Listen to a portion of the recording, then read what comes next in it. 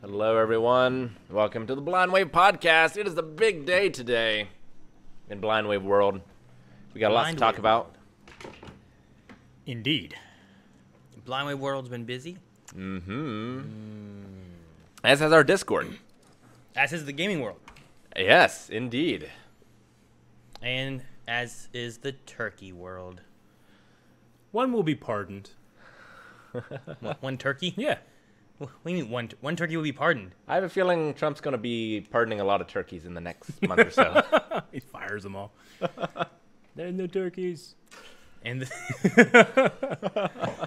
All right. Yeah, it was a good week. Aaron, you weren't here last week. no, I wasn't. And you guys talked about all the cool You stuff were that happened in last time, and I missed Cambodia. all of what? Or something like that, right? What were you doing? I was sick. Oh, okay. I was Not sick. good. I wasn't here. Yep. I stayed away. Yeah. Cambodia? I don't know Really? why he said Cambodia. I don't know why. Is that the best you could come up with? Cambodia. I don't know.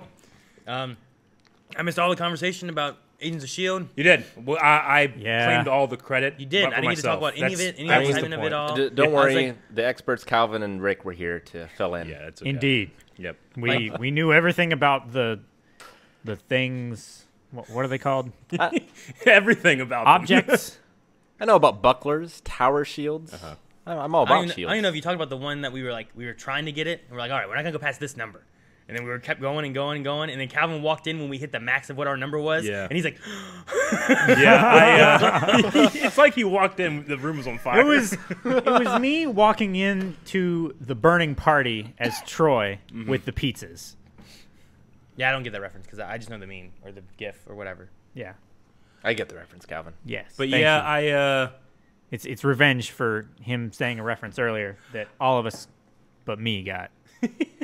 I talked about it, but in a non-spoiler way, so that, I could only say it was a hand. So we talked about Yeah, that's what it hand. was. I forgot what it was. It was a hand. Yep. Oh, man. We wanted that hand. We tried. We were like Rocket Raccoon trying to get things. Yeah, I want need that that guy's hand. eye. Yep. But yeah. We tried. But yeah, it was just funny because Calvin walked in. He's like, look at that. And we lost. I'm like, all right. All right, we got a lot to talk about today. If you guys have any quick best things of the week, let's get those out of the way. If not, let's move on. Well, not a good thing, but Okay. I found that light was shining through my wall. And no, before you say that's a window, Calvin, I know what windows look like. And this was like, Was it it, made of wall. it wasn't made of glass? wasn't made of glass. Was there anything there or was it just a hole? It was like, it's a seam on the corner of one of my rooms, and there's sunlight shining through it. That sounds like a problem. So, Yeah. like, your expectation of what this wall should do was similar to, like, when they put the wall up on the southern border, and then, like, people just immediately started going over it. Dang it, Yes. it's not working. What's going on? So, yeah, that might, is it cold in that corner? I mean, Is there it's- air coming through? Shove Yes. a blanket in there. Is there a possibility that you can utilize it somehow to create, like, a secret room? It's Secret not that rooms are kind. good. It's an external wall. Yeah? Can you have Carmen stand on the outside and you vape inside and see if it comes out? It's Yeah. on the second floor. You vape in the Yeah. inside. No, not so much. Not so much positive things about that, but Smoke that weed that I thought you it were does smoking look that one time? like it does look like a crack from Doctor Who. If that, So it If- goes this way. no, it's Oh. vertical, but Okay. like it has the same appearance as that. Yeah. Not quite as bright or consuming, but yeah. All right. Yeah, I just shove like a blanket in there. Well, Hope it doesn't get wet. One of my favorite things from the week was a lot of people know that Hamilton won the movie poll. So for next Saturday's early access, Hamilton will be up. But it was just fun to be able to talk about it because I've seen it a lot, but I haven't had anybody to talk about it. So it was fun to be able to just like talk over that something that I really enjoy. So Yeah, that was a great part of the week. Aaron got a history lesson. Yeah, yeah. and he taught us some stuff too. You did. Most of my stuff, like I don't really know the history of that. Yeah. But just the production of a lot of it was the stuff that was cool. Yeah. And then- you, And you guys, and everyone but Calvin got a reference. Yep. That is also a thing that happened. Yes. you were in theater, correct? Me? I mean, I've been in drama, Drama. and I've helped over at Theater 2 of the MOVP. Yeah. and, I've been in lots of theaters. Yeah, Not anymore, Calvin. but yeah, I've done stuff like that. So I'm a little familiar with that. Melanie's been in it for a lot. Like she did MOVP when she was young, growing up, and do it and stuff too. So Yeah. There's definitely a different type of reaction, the Hamilton one. It's because, you don't want to, like, say something and then miss 15 words. No, I really enjoyed it. Like, yeah, I would do more reactions like that. Yeah, me too. Yeah. Well, with some different, like, deep Yeah. stuff, you Yeah, know? definitely. But yeah, that was one of my favorite things. Now I need you guys to watch what else? I mean, we I watched didn't Tombstone love already. Terminator Dark Fate, Yeah. but I haven't had a chance to talk about it, and I had a lot to say. So one day we need to watch Terminator Dark Fate so we can talk about that. And then what else do I like? I like Phantom of the Opera. We'll do that next. I like the pinball machine. Pinball machines are great. Hey, those like personal pinball machines they've been coming out with? Little smaller ones, Like they have the smaller arcade games like at Walmart. Yeah. They're doing that for pinball now. And they just released the Star Wars pinball game. It's now coming out in like that kind of mini version. And I'm like, ooh, that looks cool. But I don't know if that's like a sacrilege to people that really like pinball. Well, You know what I'm saying? like the physics are off when you scale it down. Yeah, it would just depend, I guess. Like, Yeah. I've never played a small one Yeah. that I've liked, but it's not that it's impossible Yeah. for there to be a small one that's good. Yeah, the mini arcade things are kind of cool. It's just that you have to also like buy or build something for it to sit on so it like is at the proper height. Yeah. Anyone else before I get into my favorite thing of the week? I had I hated that I missed Friday. Yeah. So I ended up missing like Mandalorian and stuff like that too. But me and Melanie did get to do we did like another Mandalorian watch through. Yeah, that went up on the channel That today. just went up today. So Indeed. that was cool, and that was a good episode, and I enjoyed that. And that was great. Part I'm of my excited to see favorite- what it's leading into for Yeah. future stuff. Part of my favorite thing of the week for that was like, well, you guys were doing that while I was doing some other stuff, but like I was like trying to listen, being like, ooh, I'm gonna sneak out of that part so I can see a live reaction of my favorite part. So that was fun. But yeah, that's probably my favorite thing of the week, I guess. Well, Trying to think of Rick, anything else. I'm Rick, you got a favorite thing of the week? I do! all right. Oh. Let's hear it. Well, the Game Awards Yeah. are being announced. Oh, They are. Yeah. I play some games. I played a lot of them. Rick, for like the game of the year, I think you played like half of them, Yeah. which is crazy. So that's good. But there was also a hint hunt. A hint hunt. a hint. In hunt. fact, it was a Rick hunt this time, It was a Rick Oh. hunt. where This was my most involved. I've been in a hint hunt. Yeah. it was. Which, That So is fun. true. Yeah. if you're not familiar with it, what the hint hunt is, we have various shows that we cover on our channel that we do polls for, and when one ends, we have a new poll to decide what it is. Yeah. And rather than just telling you, we like to have more fun with it. Yeah. We like to make you tell us what you think won. Yeah, and then laugh if you're right or wrong. Mostly wrong. Yeah, so it's weird. Like, this one took me, personally, Yeah. one of the least amount of times to put together. Yes. But it took the people in Discord the longest. Yes, it did. And before we get too far into it, just for anybody that maybe is visiting the stream or the podcast for the first time, what these are is that we put out a poll to replace certain show slots on our channel for reactions. So like Dexter, which is just now ending, needs to be replaced. We had a poll, but we don't release the results for various reasons. But one of the cool side effects of not releasing results is that Rick likes to put together some kind of clue or a series of clues or math or whatever Yeah. to give people, because Or a we video always game. we used to just drop it, and that's when people figure it out. But when Rick started the hint hunts, it gave like some extra time for people to try to figure out through a series of events and mysteries what that could be. So I it appreciate was very you fun added watching. the context for prosperity, Eric. Yeah. It's a good thing someone did that. Yes. Didn't I do that already? He did. I thought, like Eric went into it, like, didn't I just do this? Yeah. But yeah, no, it's fun, and I enjoy like. It started off with just like, here's a picture. What does this mean? Versus just saying like, here. And actually, we almost come full circle because the first one I ever did that Yeah. with was Dexter. Yes. Yeah. It was Dexter, wasn't Yeah. it? That was the Blood first orange. one. I'm like, the no, first no, one. I'm not just gonna say Dexter Yeah. one. I'm gonna put up just a blood orange, and people can figure out what that is. And someone That's got it all was. immediately. Yeah, yeah. I'm like, I'm not gonna say. I'm just gonna post Yeah. this. And so I took over, and now we are at this one, which is in 5 parts. 5 parts. Yep. And the first part has 21 sections. Yeah, it goes from sharing one picture, and then I think for the Mob Psycho one, we shared like 3 pictures. And now part 1 has 21 pictures. It does. You know, you're fighting against the collective mind of the internet, and you have to have layers to get that to work. You do, and it's hard to like, well, what could one person reasonably get versus 100 people reasonably get? Yeah. So it started off on Twitter. Yeah. And there was this very seductive picture that Eric drew on our whiteboard. Yeah. As a matter of fact. Yeah. Rick was like, okay, I need a picture of me dressed like Carmen Sandiego. Yep. And I'm like, all right, maybe somebody can do that Also, for you. no context given. I didn't say this was for the hint or anything. I was just like, Eric, I have a need. Yeah. And I think you can fulfill it for You're me. like, you think you can do that? I'm like, yeah, probably. And then Aaron was sick that day, and he called off, so we had some extra time. And I'm like, well, I mean, I was just going to, like, doodle something and take a picture of it. But I'm like, you know, it'd be fun.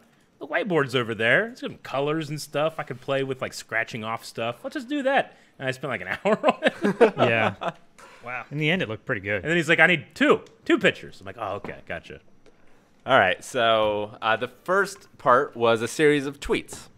Yes. And the tweet had 4 pertinent bits of information. It had the riddle itself. Yes. Which, for the first one, he was planning to visit the birthplace of a wrestler and actor who was not very short on charm. And it also has an image. Yeah. And the image has a piece of information which is relevant. The first is whether I'm standing up or lying down. And we'll get to why in a little bit. Okay. The second is the fact that I'm holding a die. And those die can be different shapes. Okay. And then the last bit is the number on the die. Yes. And my favorite part of these is it's like the old school adventure games where like you have to get into this door, and like in order to do it you have to do this ridiculously complex series of events that no human would ever think of to do it. So like my favorite thing is just putting this out there and people like what do I do with this information? Like Resident Evil does it all the time. Yeah. You're like, how the hell did they make? You got to get this piece of this medallion, put it in here, make sure you get this stick that they hid over here, and put this in that. Now I can get in, and all it does is take me to the dining room. It's like it's such a complicated door. So once someone put the correct city or place that the riddle indicated, then the next one would be posted. So, for example... So that one was Ric Flair. No. That one is someone who's not very short. On charm. On charm. A wrestler on charm. Yeah. Yeah. And so that is a quote from The Princess Bride, spoken by Fezzik, who is played by Andre the Giant. Yes, I knew that. Yes. So it's his birthplace. Yes, his birthplace, which I cannot pronounce because it's French. It's like Coulommiers, France? Coulommiers. Or something like that. I don't know. Well, we have to have Lafayette come in here and say that one. And then it went from there, and I started off kind of easier. I took them and I classified them by difficulty between levels 1 and 5. Yeah. And then I randomized them, but I had all the 1s come first and then all the 5s come last. So the second one was he set off on a pilgrimage to where Dylan went electric. Okay. And like these first two, like you can just kind of Google very short on charm in quotes, and you're going to get it. And you can Google where Dylan went electric, and you're going to get it. Sure. For those of us that aren't 30, what is Carmen Sandiego? Sure. So Carmen Sandiego started as a DOS game, which is an old version of Windows. That was an educational game made by Bronderbund. Okay. Something like that. And basically, you were trying to track down criminals. And in the first one, it wasn't just Carmen Sandiego. It was a number of criminals.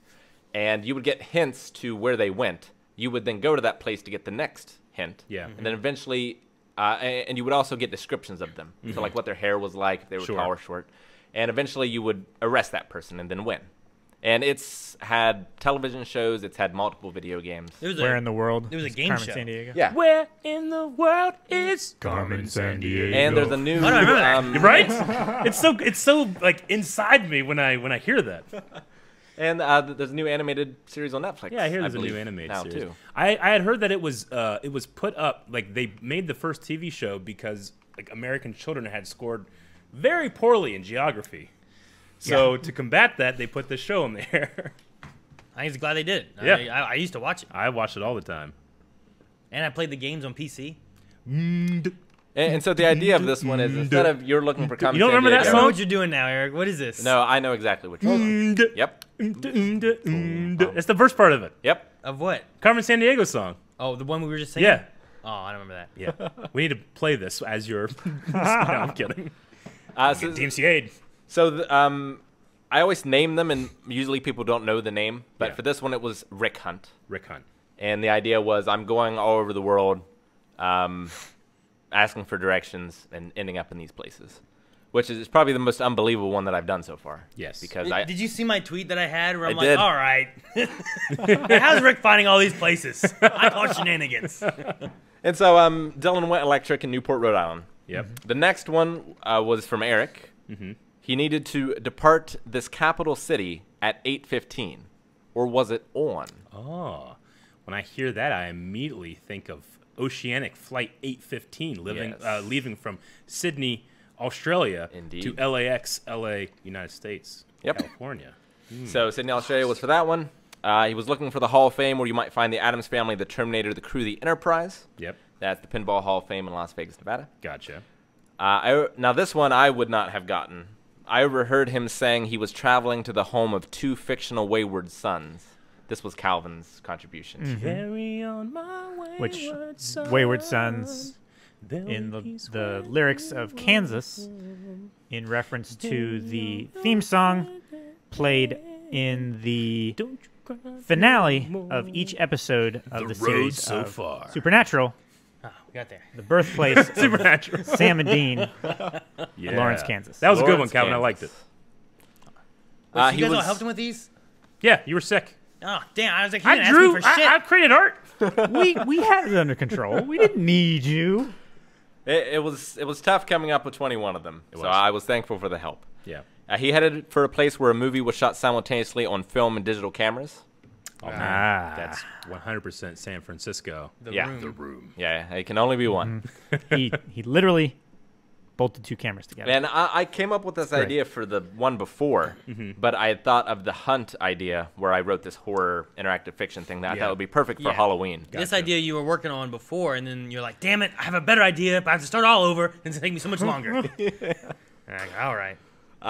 He said he was headed to the destination of the Wizard, in quotes. California. Yep. LA.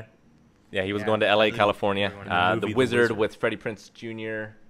and No, Fred Savage. Fred Savage. No, you're Yeah. right. You know what? I love Freddie Prinze Jr. though. Yeah. I do. How but- much do you love Freddie Prinze Jr.? Hey, 'Cause I Fred don't know if Savage you was in love him two of enough. these. What? He was in two of these hints. And Kristen Slater also in The Wizard. Gotcha. As well.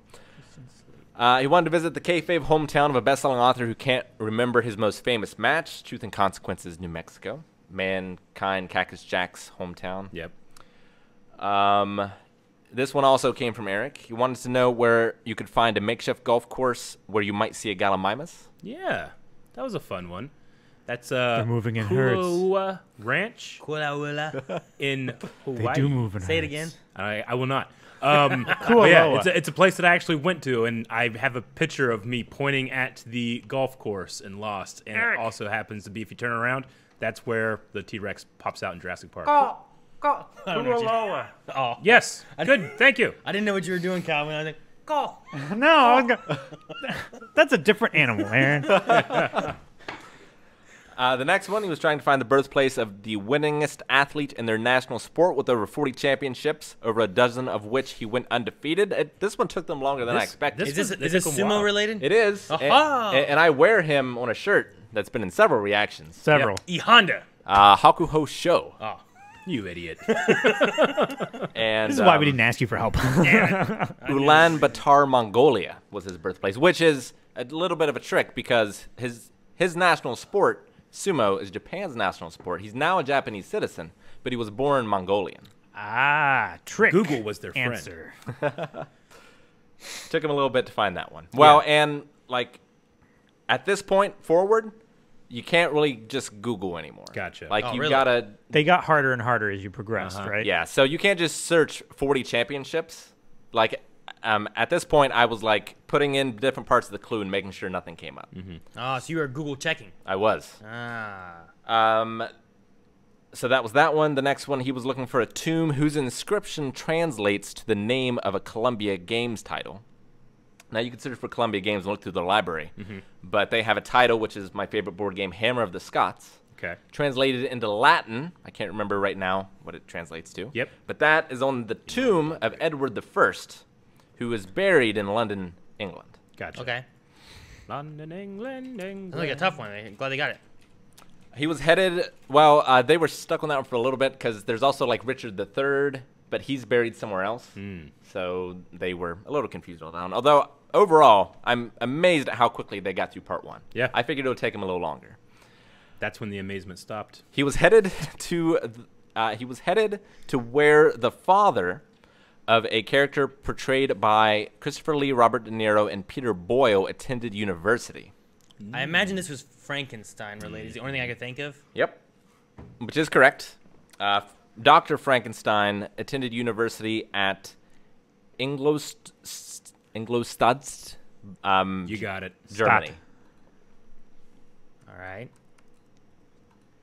He was headed to the place where a burning slave, a lion, ghastly women, and an owl warned about the death of a general. This is from a Shakespeare play. Oh, well, I don't know. Sounds like a book. Obviously talking about Julius Caesar, and that premonition, he was murdered in Rome. Visiting, this was also one I didn't come up with. Rome, Italy. Well, I didn't come up with the place, but I came up with the clue for it. He was visiting the location of a fictional business that sells materials for constructing airplanes and cranes. Yes. This was that was a fun one to make up. Yeah. Yep.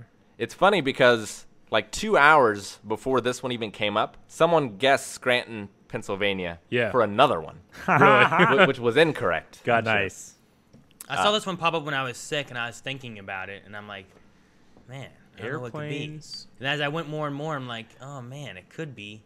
Maybe it could be Dunder Mifflin. Yep. Yeah. Scranton. Yeah. I was like, the oh Electric man, City. planes, paper airplanes, cranes, origami. Like, maybe that's what they're referring to. Yep. It was a Who came up good with this one? It was a good mislead. Like We kinda Eric came up with that suggested that we together. should use. I was like Scranton, Pennsylvania, Scranton. but then we couldn't think of a clue Yeah, for and it. then I came up with the riddle itself. And he's like, and Rick was like, okay, you can make airplanes, and I'm like, and cranes. Which Yeah. is great because they can both be made out of different materials. Yeah. If you think about crane as in like the lifting Yeah, engine. I like that one. It's also where President-elect Biden is from. Yeah. Scranton, Pennsylvania. Maybe we should have went with that. No, I don't know. Too easy. Yeah. The Yeah. office is better. The next one, he was searching for the birthplace of someone who got the Daniel Fortescue treatment, but swallowed and kept fighting. Nope. I don't know this So one. you can Google Daniel Fortescue, and you're going to get Medieval, the PS1 game. Yeah. And in the beginning of that game, he's leading the charge. He gets shot in the eye. He does. And he dies. But badass Zhao Dun, a Chinese warrior, was shot in the eye, took the arrow out along with his eye, and then ate it. He ate his eye? Yep. He ate his eye. And then he continued fighting. Why would you eat the eye? Because it's You don't badass. leave it Aaron. behind. Waste it. I feel like that's a story I tell. But really, I'm like, ah, like crying, blood. You wouldn't be crying. You I would be don't know. bleeding blood. Yeah, probably. Makes me bleed my own But blood. the story I'm changing it later on, you know? Yeah.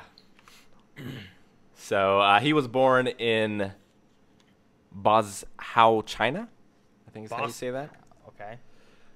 The next one, which kind of feeds back to Hammer of the Scots a little bit, he was headed to a battlefield where the first beat a second, after the first killed a knight, supposedly with an axe. And so that's the Battle of Bannockburn, where Robert I defeats Edward II by killing one of the knights on the other side, splitting his head open with an axe. It was kind of one of the turning points of the battle. Gotcha. And that's Bannockburn, UK. That's really when you start questioning why you're there. When one of your leaders just gets unheaded. Unheaded. Well, we have a lot of Scots in Discord, so that one didn't take him too long. Yeah. He was trying to find... Now, I originally had a different clue for this one, but it was too Googleable. The first clue for this one was He was going to a place where a film was set, where a character spoke, I'm here to kick ass and chew bubblegum, and I'm all out of bubblegum. Now, that was too obvious, so instead I went with he was trying to find where a dystopian film was set. He wanted to be there by 8 a.m. And this one, someone got immediately, which I was amazed by, because it's a pretty deep pull. So, They Live is the movie. It's based off from a story called 8 o'clock in the morning, which at first I had at 8 o'clock in the morning because I was like, oh, you're not going to be able to Google that. But you Google 8 o'clock in the morning, you come up with that story. Gotcha. So I changed it to 8 a.m. instead. But that's Los Angeles, California, is where They Live takes place. I'm not sure about the original story. They Live. Is L.A. the only one that appears twice? It is, and I wanted to have something that appears twice to confuse them further, and boy, did it. Oh, my God. Hey! Next one is, and I figured that this one, if any of the ones were going to stop them cold in their tracks, it was going to be this one. Yes. Because this is a deep pull. I think he wanted to explore a grotto visited by a graceful assistant to a shadow hunter in the 1990s. Shadowhunter. Yeah, so this one took him a while. So if you translate shadow hunter into German, it is Schattenjäger. Okay. Which if you Google Schattenjäger, you'll find it. But how would you know to translate it to German? I wouldn't, Rick. I mean, I should just, you've given No me one should. no direction, so I'm going to start translating all the words and every clue to every language. That's what you should do always. But someone nailed it. That is from Gabriel Knight 2, The Beast Within. And you go to a man-made grotto in that in Neuschwanstein Castle. Is grotto originally a German word? I do not know. I don't think so. Okay. I was like, maybe. Am I the only one that thinks of grotto? I think of the Playboy Mansion. I think of all I Little think of. Mermaid and Neuschwanstein. Really? Yeah. My first thought is those little holes in fucking Legend of Zelda, Ocarina of Time. Yeah, I don't think of that. Those are grottos, aren't Yeah, I they? know. You're That's right. my first I don't thought. think of that, though. Why do you think of the Playboy Mansion? It's just a grotto. I hear that. I think of, the Playboy Mansion. Probably gross. But Has I a should photo note, in it. It's Italian originally, from grotta, Okay. picturesque cavern or cave. nice. Earlier, cropta, a corruption of Latin crypta, vault, cavern from Greek. Creeped, hidden place. So up to this point, I gave them no additional hints whatsoever. So this is all just them getting it. Yep. Good. Feeling confident. Yeah. Clever people. No. They astounded me the first day. Yeah. The next one is, he was looking for the birthplace of a master known for the numbers of 61, 5, and 2. This one took a while. This one took a while. Not a lot of Fate fans, I don't think. So this is Musashi Miyamoto. He had 61 undefeated duels. He wrote the Book of the Five Rings, and he invented and mastered the two-sword style. Huh. And he was born in Mimasaka, Okayama. You know who else uses rings and swordmanship? Zorro. But not, Zorro? Yeah. but not two. He uses rings? No, remember there's a scene where there's like the rings and he's explaining like the range and stuff? Never mind. I don't know. Oh, He the hasn't Mask seen of it. Zorro. Yes! I got you. No. I've not seen it. I thought you were talking about One Piece. I was thinking, I'm like, How would I talk about One Piece? well, that's what I was hasn't seen thinking. I it, was Rick. like, If anything, maybe I'm talking about like Isildur from Lord of the Rings. Rings and swords. I don't know. all right, the next one didn't take them long at all. I overheard him asking where he could find a capital that received some unwelcome bread baskets in a 20th century winter. Where's the Wonder Bread headquarters? Unwelcome bread baskets. Who? Why would there be an unwelcome bread basket? Why not? Well, It's a clue. indeed. Why when you Google unwanted bread basket? You don't find it. This is one of the ones that he Googled and made sure he didn't. He got Come up with the really answer. mad when Pong just Googled a lot of our really good stuff last time, so he checked Google. And So there's nothing to hack either. also, if you type in mind. 61, 5, and 2, I think you get like a wrench set or something. Yeah. I'm not surprised. Yeah. But this one is Helsinki, Finland, which during the Winter War, during World War II between Russia and Finland, one of the Russians' incendiary bombs that they dropped on Helsinki was nicknamed bread baskets. Oh. So that is where that one comes from. I see. I don't know who got that one. It might have been a Finnish person, but they got that one pretty quick. Gotcha. And then the last one did take them a little bit. I feel like it's maybe the second hardest if you don't know what you're looking for. Yeah. He booked a flight to a place that turned lawless not long after a fancy encounter. So that one is like super broad. Fancy feast. It sounds super broad The at cat first. food? Lawless. Tombstone. I don't know. I don't know. Wicked Wild Wild. Wicked Wild Wild. It's from Wild Wild West? I don't know. I don't think so. James West? It is a place that has been in something we reacted to. So think of lawless places. Lawless places. Lol. Am I close? Yeah. It's similar Ricky didn't answer. in a Is it- few ways. Is it close? No. Breaking Bad. No. No. Far too dry. Is it a TV show? Yes, it's a TV It's something show. we've reacted to. Yeah. Wait, did you react to it? Because we've reacted to some stuff without Rick. Lucy Lawless was in Xena Warrior Princess. Is that close? It is Black Sails, Ah. Nassau, Bahamas. Ah. So one of the first domino that started them towards a haven for piracy, a ship called the Fancy came there, docked, and they were being chased. Yeah. And they gave the mayor a huge bribe in order to hide them, basically. And that's sort of the first domino that led to them eventually becoming this famous pirate haven. So a fanciful encounter with the ship, the Fancy. I don't know. The only other two things I had were either going to be Australia or something related to Iggy Azalea. You say Domino, I immediately have to put up the salute for my boys in Domino Squad. So they got all of those cities, and that was the end of part 1. Yes, and that's all the information they get. That's it, yeah. That is it. I mean, next week. They have the information for the rest of the tweet, Yeah. which we'll get into after we talk about some video games. Gotcha. That was part Yes, because we also have a lot of stuff going on with the Game Awards happening. Such as the Game of the Year, which I don't know if we want to cover Game of the Year first, but they have so many. One of the best things is that Hades, I think, because I saw on this that it's a independent. Indie. Yeah, Supergiant Games. It's an indie game. It's on a lot, which is great for an indie game. I feel like it doesn't happen very often. Yeah. It is on a lot. Should we start at the bottom or should we start at the top? Start in the middle, Chat and is then so and then jump back and forth from bottom to the top. And then We when can we're cover a done, few. we're gonna be skip here. all the esports ones. I Yeah. don't think we need all those kind of things. No. We are not authorians on esports. No, Authorians. Sounds no, like a Star we're Wars not. creature. Me too. It's like the guys with the hammerheads. What? Athorian. Oh.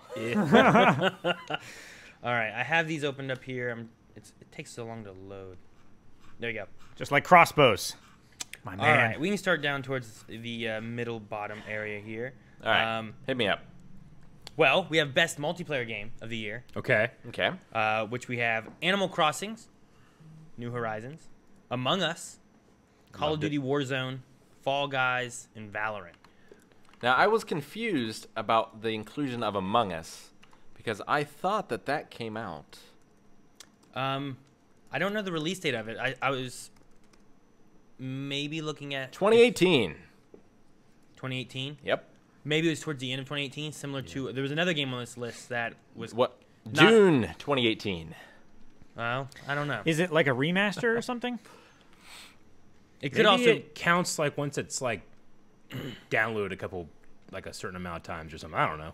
someone's saying an exception was made for Among Us, which could be Exception. possible, maybe. I see. I'm not I mean, sure it if only- it released on all platforms at the same Yeah. time too, or if it came out later on as well. Oh yeah. But that could have been a thing. Gotcha. My thought was how multiplayer. I've never really played the Animal Crossing games. I never really kind of got it. Me How neither. multiplayer are those? Do you know, Rick? I thought it was multiplayer, like Farmville was multiplayer, where you No. shared resources and stuff. There's direct. You can go to other people's islands, Okay. and hang out on them. You're always gonna have your own island, but you can go over to other people's islands and do everything you can do in the single player game, but together. Okay. I wasn't sure how actual multiplayer that is, though. Because everything except for that one I've played on this list. Fall Guys is a lot of fun. We played that one. Yeah. Yeah. It Yeah. is definitely multiplayer. Yeah. Yeah, a lot. The only thing I wish you could make your own rooms and stuff with it. Me and too. Then, Very multi. and then Call of Duty Warzone, like I played that one as well, and it's fun. It's good. I don't know. It was Yeah. Among Us Fall being Guys on would here. shoot up so much higher on my list if it did have like a private room where we could just play it on a Like Friday lobby. and have 60 Blind Wave people in there. Yeah. Is Phantasmophobia on that list? It is not on here for best multiplayer. Okay. It is not. But It is so, not. I don't know. I might probably go between Among Us and Fall Guys. I'm not going to vote for Among Us out of principle. Because it seems weird to make an exception for that one game. Okay. Like if there was another game from years prior as well that was popular now all of a Yeah. sudden, Yeah. would that be able to pop up on there? Well, if I'm being asked to select of these ones, not dispute or ask for the validity of that they should be on there, I'm going to put Among Us just because I really, really enjoy it. So, but yeah, I may go for Fall Guys then. I will say, Rick, on another category, which is Best Debut Game, which covers Best Debut Game credited by a new independent studio. Mm-hmm. There's several on here. I don't really recognize any of the names, but Phasmophobia is one that's on here by Kinetic Games. Nice. So it did get on here at some point, just not for any of the major categories, really.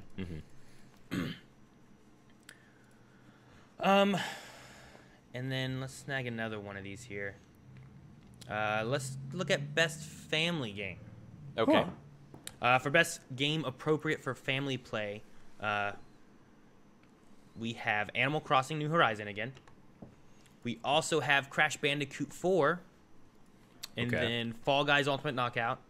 Mario Kart Home Circuit is on this list, which Huh. I thought was interesting. I wasn't sure if that Oh, was that's actually... the one with the little That's the RC one with cars. little RC cars and everything on Yeah. here, too, that got on this. Like, I know it got sold out everywhere and stuff, but I haven't heard much about Yeah. it since then. Yeah, I know. Like, I don't know. Like, with it being so sold out, like, not a lot of people have it. Yeah. It's interesting for it to be Best Family, but maybe it doesn't matter how widespread it is. I don't know. Yeah. Maybe it's like best rated rather than most rated. Yeah, exactly. And then there's Minecraft Dungeons and Paper Mario: The Origami King. Oh. I have not played most of these. It's probably the correct answer is probably Animal Crossing. I Yeah, would say. I could see that. Paper Mario: The Origami King looks real good, but its combat system, I think, is the most complex of all of them. So I would almost be hesitant in calling it family. Really? Certainly compared to the other ones in the series. Like there's a lot of tactics, I feel like, in the combat for that one. This So- one's, you say this one's too complicated? I would say it's on the border, Okay. maybe, of being like what might be considered a family game versus like just, in the JRPG category or something. I would probably go with out of these. I don't know. Animal Crossing, I think's up there. Like, I know my son, like, he grabs it, plays it. It's a game about nothing, kind of. Like, you can just kind of, you do whatever. You just make your village and farm. And There's no like direct objectives to progress. I mean, there's some things you can do, and you can expand your village. You're supposed to and pay do off some your debt. stuff, and yeah, you pay off your debt and whatnot. But, like, it's just, I don't know. There's Like- only one correct answer to this, and it should have been heave-ho. Heave-Ho's not on That here. creates families. That probably didn't come out this year. it ruins Although- families. Yeah, everyone hates it. but it makes them stronger, Calvin. Only if you literally stick hold- together. You get together and hold hands to get to the end. If you have somebody It should have that- been heave-ho. that walks in the room and as soon as they see you dangling from one hand Yeah. from a balloon or some shit, Yeah. and they just try to get as close to you as they can before they fart and Family. blast you off into nothing. I don't That's know not a good what family your member. family dinners were like as a kid, but that's exactly like mine. Well, Exactly like yours. But yeah, I don't know. I think Fall Guys also, like, in its simplicity and what it has to, is a really good one as far as like family friendly kind of games. It's also got just fun costumes, Yeah. bright colors. reminds me of Whacked. There's a lot of limitations to where it, even being online, like, it's not gonna be a bad. You know what I mean? Like, And Fusion a Frenzy. lot of those games are like, hey, when you play this online, all bets are off. It could be Yeah. anything. You could be being called whatever kind of name. Yeah. But that one, like, there's not a whole lot of options in that, so it still makes it very family friendly. I think so too. It all brings right. up a good point. Heave Ho didn't win because you guys stopped playing it. And we can't do Could be. couch co-op during COVID. Makes it tough. But yeah, and then we have some more that we can go into here in a little bit later, maybe, Rick? Yeah, so we can talk about part 2 of the hint. And so it took them like 4 days and 8 hours or something like that. Yeah, something along those lines. Yeah. It was a good bit. So the basic idea is we are giving like 20 minutes per day. Yeah. For when we're going to give that answer on the podcast. So if you guys had gotten it faster, Yeah, you would already have the answer. This is your fault. Yeah. Please don't give me exercises. So part 2 is fairly So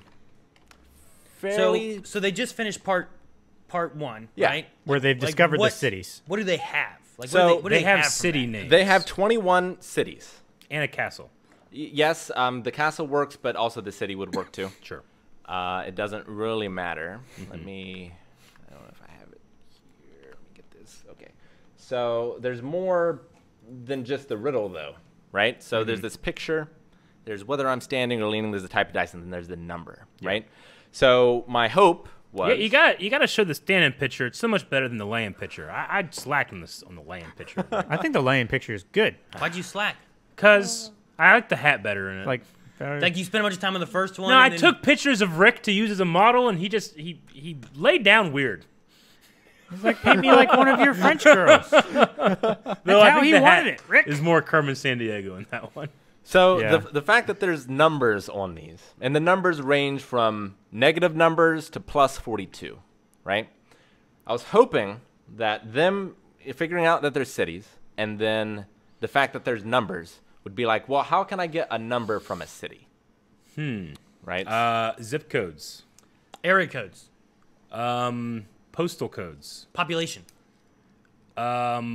crime statistics. Well, Elevation above sea level. we need to go into a whole bunch of statistics then. So amazingly, like as soon as Riddle 21 was done, This was the most amazing thing of the whole hint. amazingly, someone posted in Discord a spreadsheet Yeah. with the cities, Yep. the number on the dice, Yep. the modifier, the type of dice, and the coordinates, And the the GPS coordinates of the cities. I was loosely following along, and as soon as it started and that happened, I'm like, oh my god, they're gonna get this in an hour. Yeah. I can't believe it. And I went away, and then So They they ignored did indeed need the coordinates the coordinates. to the degree of these cities. Yes. And like the most amazing thing was, like this was done immediately, but then completely disregarded For days. days. Days. Yeah. Yes. So like they had what they needed, they had the piece of the puzzle, but they didn't realize what they had until They lost it. they lost it. Eventually, they did come back around to that, though. Yeah. So part 2 was just knowing you need and gathering the coordinates. The coordinates of these cities. That was an entire part on its own, and they did it immediately, but they didn't realize it. Yeah. Sure. Yeah. Instead, is that when they end up trying something entirely different? Oh, they tried so many things. So A lot of different I'm things. going to show a few pictures here of Yeah. And now for something completely different. You can say, well, how do we know about the coordinates? Like, one of the good clues is that these are all real places. They're not fictional places. It would be very easy to make riddles for fictional places. Well, there were so many people guessing like Batcave yeah. and like Game of Thrones places and everything. Google's all caps. It wasn't disregarded. We had no idea where to go. So there were a lot of maps. Yeah. That's great. Trying to that draw mean? shit. Oh, that's amazing. Like, this is... There were a lot of the hint before the last one. Wait, what does it mean? That's a D6. How is that? What? What does It's that a mean? D6. So They it went means- crazy, Aaron. Yeah. So they went through some pretty deep holes. Yeah. Let me try to get some of the other ones here. It's not going. Oh, on were the they next like one for color me. coding the locations as to what kind of die? you Well, were no. holding? So all the locations that had a D6, like those are the points for them. Oh, okay. And they were trying to Okay. connect the dots. Yeah. see. Because the one before last, they got graph coordinates and they graphed an image Yeah. of Kamiya's glasses in Yes. order to get them Gurren Lagann. Ha! And like Sorry. they, but we're trying to use their past knowledges for the future ones. But I try to never reuse anything. Yes. So let me show some of the other. Until the next one when we use everything, and then they're so confused they don't know what to do. Exactly. Everything. It's like this is all stuff he's done before. It's just a grab bag of things, so they try everything. It's like and it 50 keeps- things, and it's like 10 of them are not real. You have to go back and play the same game you played before and hint hunt to give you a different answer that you didn't know was there. Look at the chaos. It kind of looks like a plane. It does kind of look like a. It does. Like a You can glider. see the nose and the okay. Oh my gosh, lost one. Man, humans are pattern-seeking animals. Yes, we I are. see the plane. They are, yeah. And then, like, you know, a lot of people working in Excel, but I also appreciate the people who took it a little more old school. Yeah. Oh yeah, you showed me this picture. This is impressive. Holy shit. Yeah, and we're You're trying just to, like, missing the red wire. Yeah, you just need the string connecting them all with pictures of Rick at the center. Like that. I would love to see that, where it's like Rick at the center, there's strings Yeah. going here to Like here. a post-it note that just has a question mark on it. Yeah, it's Rick's Carmen Sandiego, like all lounging and stuff. Like, I should say too, it's this way for me. I don't want to speak for you guys, but I have so much fun knowing the answers and watching this happen. I wouldn't get past half or more of part one. yeah. Like, I kind of feel this is the way that sometimes, like, when people watch our reactions and they've watched the whole show, and then there's like these little hints of foreshadowing and stuff that we miss. Like, you fucking idiots! You didn't get this from this, you know? I kind of feel a little bit of like self-satisfaction that way. Like, haha, you didn't get the coordinates. There's no way I would even think of the coordinates, you know? Well, for me, I don't know if you believe this or not, but I love puzzles. You You know, Rick, I I'm never would have undecided. guessed. So, like, I would have a lot of fun Yeah. as a participant in one of these as well. So, a lot of people were trying to use the names of the cities and, like, line them up physically in different ways, and like a crossword, which I've also done before. Or they were trying to, like, use Caesar ciphers in order to change the numbers of them. I don't know, Aaron, if you want to. I have it right here. Let me find it. Well, why did they suddenly use Caesar ciphers? Why did they? Oh, Yeah, you have to ask. That's right. You have Well, to tell them why. One, there is a question, right, Yeah. on the thing that involves Caesar, right? yeah. So there's one thing. Maybe that's a hint. Yeah. So on my Twitter, personally, one of my friend Don follows, asked on his Twitter, like, can you guys recommend for me historical stories of pirates outside of the golden age of pirates? Yeah. And as a fellow historical aficionado, wanted So- to help this person. A friend of a friend Yeah. Yeah. asked something, and you're responding to them. He just randomly used Twitter. Okay. That's the thing. He randomly used a social media And platform. what did you say? And I said that you want to look into the story where Julius Caesar in his youth was kidnapped by pirates. He then was ransomed and freed from them, but he raised a fleet, hunted them down, and crucified them all. Yeah. Yeah. As you do. That's a story. Which you were talking in Hamilton about, like, Hamilton being the most. What was the word you used? The most, like, he was inspired because he read the biography on Hamilton, and he was like, Oh yeah, Lin-Manuel Miranda like read that biography, and then he was already thinking about like wanting to create this hip hop album. He's Yeah. like, here's my subject. right. Yeah, I think Caesar is maybe more hip hop than he might. Yeah, definitely. than Hamilton was. Yeah, So I just tweeted that, nothing to do with the hint, but they saw it Yeah. and were like, Caesar cipher, I got him. they went on the Caesar that like it wasn't part of like they already had all the clues. There's no more clues.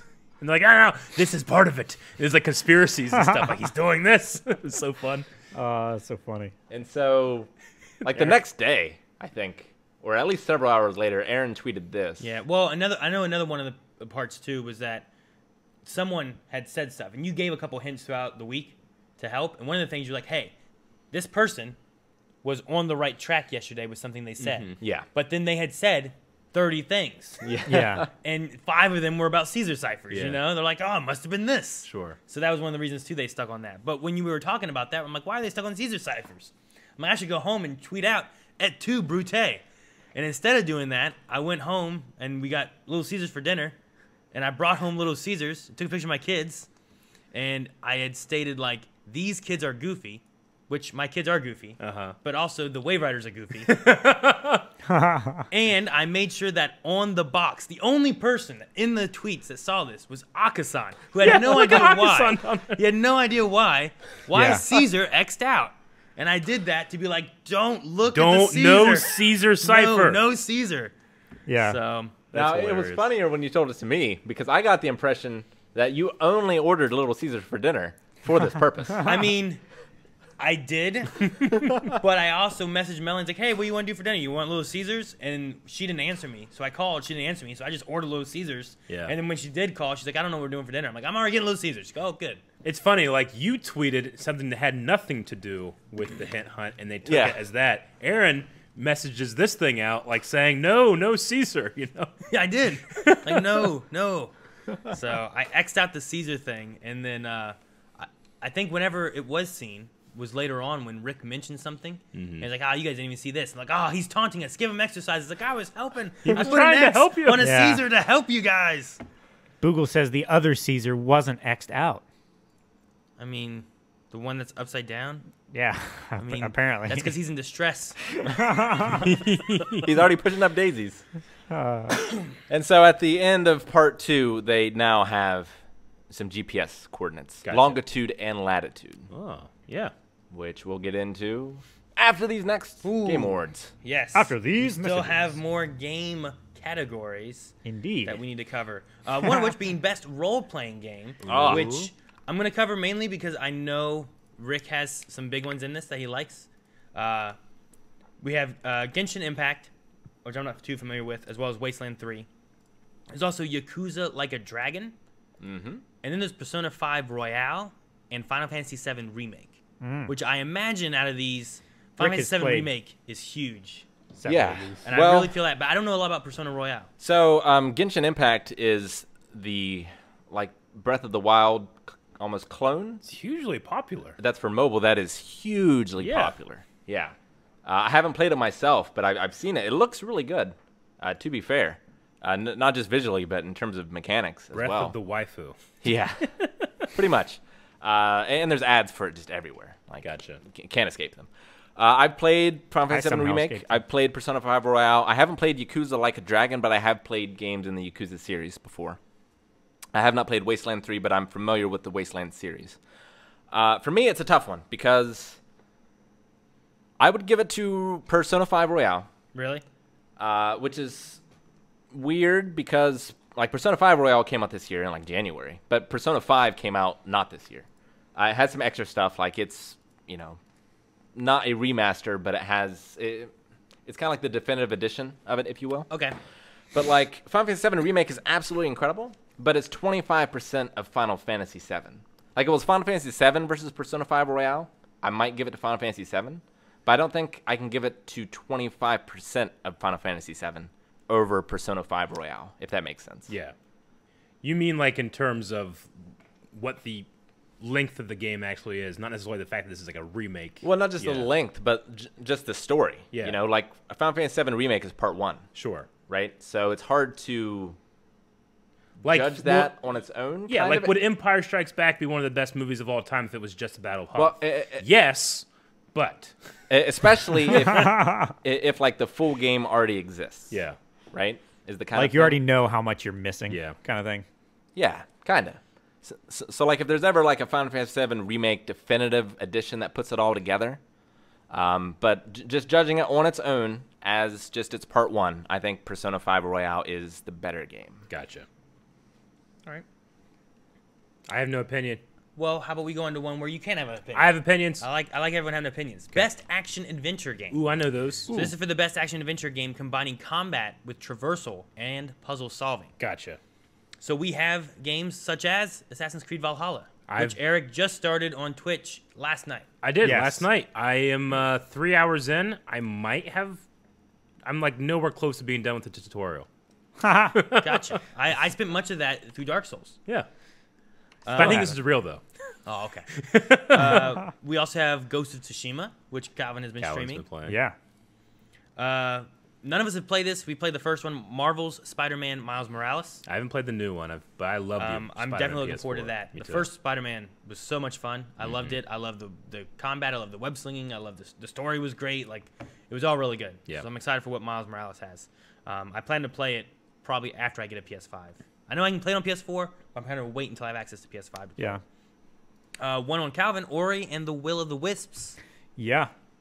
And then we also have Star Wars Jedi Fallen Order. Ooh, baby. Now, this did come out last year. I know this one was one that we were looking for, I think, last year. Yeah. But it hit just after, I think, the deadline. Right at the end of November. Where the game separated for the year. And then the last one is The Last of Us Part 2. Mm-hmm. So between all of us, except for the Miles Morales, like, someone has played, like, all of these games here. Yeah. But, like, which one should be best action adventure? Last of Us Part 2, Fallen Order, Ori Will of the Wisps, Spider-Man Morales, Ghost of Tsushima, or Valhalla? And to be fair, Eric is a small percentage into Valhalla. True. So small. True. Yeah, he's only got like 3 hours into it. Yeah, I mean, for me, the contenders in this one are Last of Us 2 and Jedi Fallen Order. Eric, you haven't played Ghost of Tsushima. Oh, no. I understand. I'm saying for me, because I haven't played it, I can only go with what is known. I mean, I think Last of Us 2 is probably the better game, but I had a very emotional reaction to it. It's just that I have a love affair with Star Wars, so I had to put Fallen Order up there as number 1 for me. Calvin, you think Ghost of Tsushima is being up there? I think it has a real shot. I imagine you're saying you'd pick that over Ori. Yeah, I would. Yeah. Not to say that Ori wasn't a good game. I just... As far as the structure of the game, I think Ghost of Tsushima is like a couple orders above it. Yeah. Now, I'm not saying this should win, but I think Deadly Premonition 2 should have been nominated. Yeah. Yeah. At the very least. Gotcha. It does a lot wrong, but its characters are some of the best in video games ever, and its story is one of the better video game stories as well. So, like, it maybe should be more in the story category, but it is an action adventure game. Now, what this is looking though is combining combat with traversal and puzzle solving. Well, Do you think that game combines all 3 of those into a best of? It combines all 3 of those. Into a best of? Like, does it have some of the best traversal, some of the best puzzle solving, some of the best action, combat? You get to skateboard. Moving on. Shouldn't Skate 3 have been nominated then? For me, like, Jedi Fallen Order, I think is definitely up there for me. Well, yeah, especially when it comes to puzzles and traversal. Because, I mean, the combat's great, but it brought this, like, Legend of Zelda dungeon thing into it that I haven't really had that much of in a Star Wars game. And it does a good job of, like you said, puzzles, and also, like, as you unlock stuff, coming back and traversing new areas of the same place you've already been. But, like, oh, I haven't been to this area yet. Oh, look at this. This is cool, you know? So, like... Also, I don't know where this puts it on the line, but, like, Last of Us 2, I loved it. I played it. And I might never play it again or might play it again 10 years from now. But I didn't want to immediately play it. Again, Jedi Fallen Order, I played on stream, and then I immediately played it on a harder difficulty at home again. I loved every second of it again, you know? Yeah. But, I mean, one was a very emotional experience, and I was like, I'm done with this for now, you know? The other one, I want more. But those are both valid. So I don't know. For me, I mean, I haven't played some of these. Although one of them that I feel like contends for me for Fallen Order is probably the Miles Morales, which I haven't played. But because of how much I love and what I know for the original Spider-Man game, you have hope for that one. I imagine it's going to be just as good / better than what that one gave me. So True. Well, let's move to the next category then, if no one else has anything else on Best Action Adventure,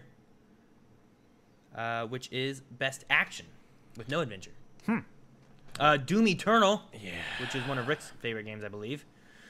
Hades, which is also now one of Rick's favorite games. Okay. Yep. And this is, like I said, that's one of the indie games that have gotten nominated for quite a few things. Half-Life Alyx, but Eric hasn't I haven't played played that one yet. I did go through all the Half-Life I really want stuff. to. I want to play it in VR. Streets of Rage 4 and Neo 2, I think is how you say it. I think so. Nioh. Okay. I've heard a lot of things about that one. I've heard that those are good. I've yet to play it though. I don't know. The only of this on this list I've played is Doom Eternal, and that's mainly been multiplayer. So I don't know if I have a horse in this race. How is Predator not on this list? Right? Rick, the knife fight was Knife some of the fight best was- action It's we've had all year. Probably in multiplayer. That should have been in multiplayer, but it was Should not. have We been. already went through multiplayer. The Damn. knife Sadly. fight, though. So I We were played the gods of that game. I played Doom Eternal. I played Hades. I played Streets of Rage 4. I haven't played Alex or Neo 2. It's a tough one. It's between Doom Eternal and Hades for me. Streets of Rage 4 I thought was good, but it wasn't as good as those two. Gotcha. Yeah, we'll get to like Game of the Year before or later, but Yeah. I would put Hades above Doom Eternal as sort of the whole package. Now, where do you put it as far as what this is supposed to be is for best game in the action genre, focused primarily on action?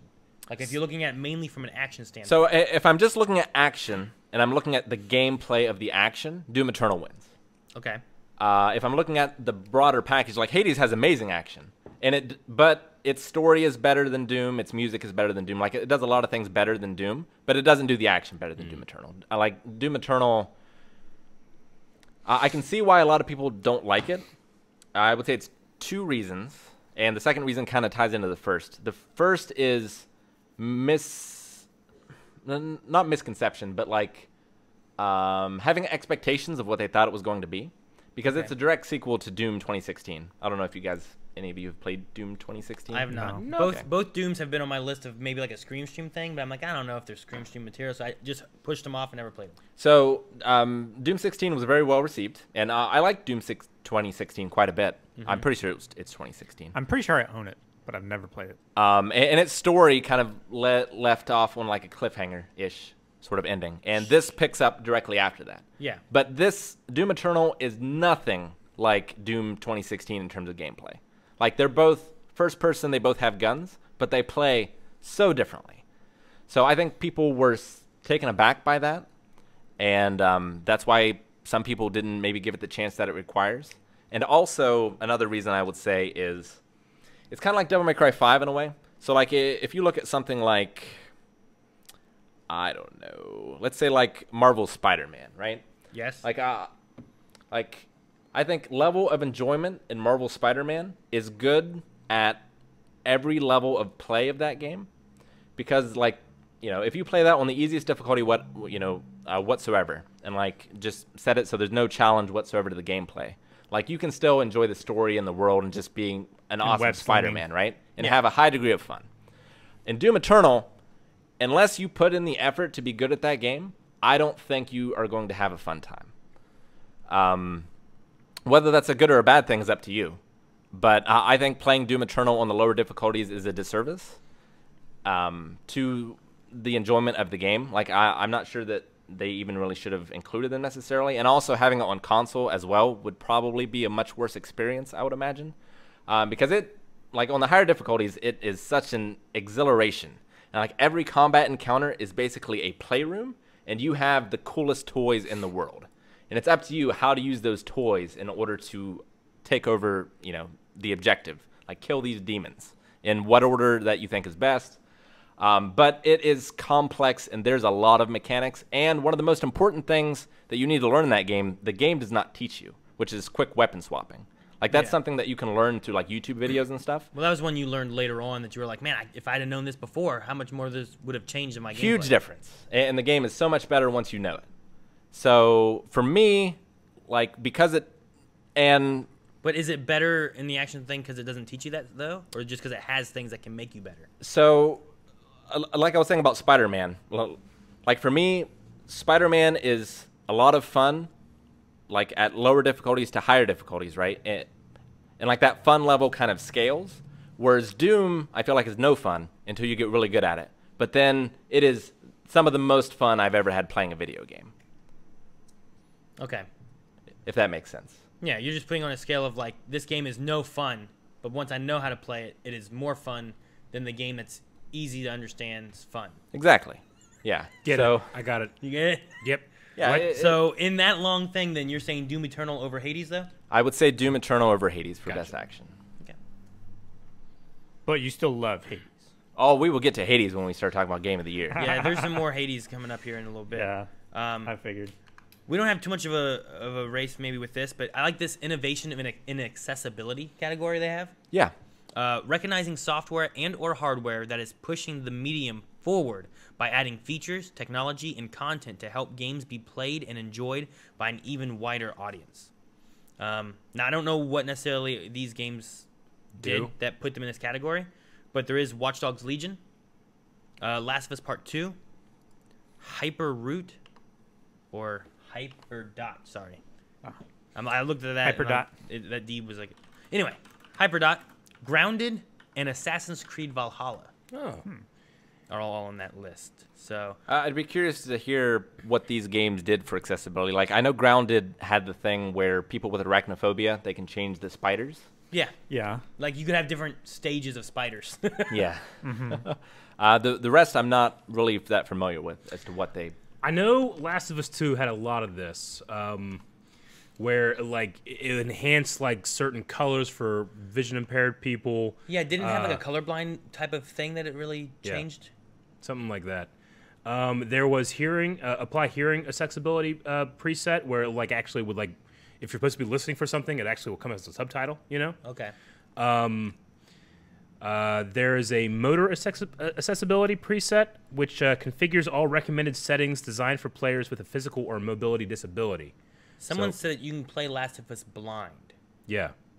Like, you can like hear it. Like that's a thing that you could just play. I guess I don't know how, but that would be crazy. And if that's the case, like I can definitely say that maybe should be them as far as innovation and accessibility. Yeah. Like how many games can you play? How many video games can well, you play? Are we talking like legally blind or? I'm just gonna say blind. Okay. I imagine when usually a person says blind, I imagine it's just I can't see. Period. Sure. Yeah. Usually is how they mean it, you know? Yeah, they also made it so that you can completely customize the inputs on your controller and stuff. So if you if you have one hand, you can play the game with one hand easily. You can flip the controller around and play it that way, you know? A bunch of different things like that. Okay. Yeah, no, that's really interesting. Like, I know there's a big market in, like, text adventure games and interactive fiction for blind people because, like, you know, those can easily be played or made to be played by someone who can't see. Mm-hmm. But it's crazy to think about a action-adventure game. Yeah. They can also, awesome. like, they give you full control of your HUD, too. You can make things bigger, smaller, more contrast, depending on vision and, cool, you know, stuff like that. So, yeah, pretty cool. I don't know what Valhalla does or anything. All I know is that it took a lot to get through all of that stuff where I just hit default. So there may be some things in there. But yeah, no, that's great. Hopefully then maybe Last of Us does if they really pushed. I'm interested to see maybe what the rest of these did, and maybe in the Game Awards they actually kind of dive in to what these did. But just adding like innovative ideas to be able to have a wider audience, like people who normally can't play games be able to play them. Like I know like controllers have been made in different ways for people who have some kind of disability or one hand or whatever in order to be able to play different games that they like to play, you know? So it's good to see that. All right, I'm going to hit up one more category here, which is Best VR/AR. Okay. So virtual reality or augmented reality. Of course, Half-Life Alyx is on this list. Yeah. I've heard a lot of good things about that one. Dreams is on this list. Oh, yeah. They did have some integration with that, really? didn't they? Huh. We didn't play any of that kind of stuff because we didn't have, 4 headsets to play we with. didn't do anything of that. There is The Walking Dead Saints and Sinners, which I've never heard about. Huh. So that might be interesting. If that's VR or AR, I'm not sure how that's played. I know this one's VR. Is Marvel's Iron Man, and I've heard that's pretty good. Yeah. It was one of the big selling points for I think PlayStation VR. Okay. And I've heard good things about it. The only thing though is that lots of times you get like these big names of like this, but then there's like, well, that's all there is, and you don't got a whole lot else to it. It's like they have a flagship product that there's not really anything behind it. And then Star Wars Squadrons. Oh, I was expecting Squadrons to be on there. Which I've not played it in VR. No. I've played it in everything but, and it's great as far as that goes. None of us have played it in VR. Swery, who's the designer on Deadly Premonition 2, has been playing it a ton in VR and loves it. Yeah.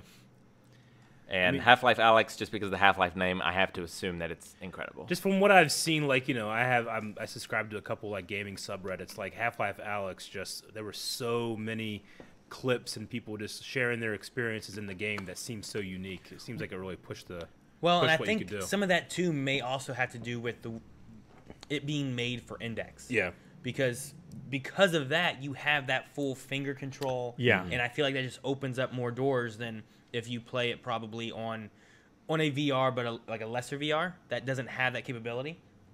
Yeah. Just wondering what more that adds or what you can do, you know? Like, throughout the years, I've been more and more amazed with games and stuff where I remember Rick and I being so fascinated with Metal Gear Solid 2, Metal Gear Solid 3, and like Metal Gear Solid 2, we were able to shoot a bucket of ice. And you could watch the ice melt, you know? And we're like, man, that's awesome. Look at that. It's so crazy. And we were fascinated by it. And then Metal Gear Solid 3, there was like a chain hanging. And you could shoot the chain, or you could shoot in between the chain links and not hit anything. Where lots of times, like, that would all be one piece. Sure. Yeah, And that would all be as long one. as you just hit that area, it would move it. But you could actually, like, they were different, you know? And you could aim in between. And getting to this point now where, like, well, what all can you do when you can fully use your fingers and grab things and pick things up or whatever? Like, it just... That one may be best VR possibly just because of having that capability. But Well, and that's tricky too, because like, how do you judge that game? Do you judge it with that VR setup, or do you judge it with any VR setup? true. Yeah, I don't know.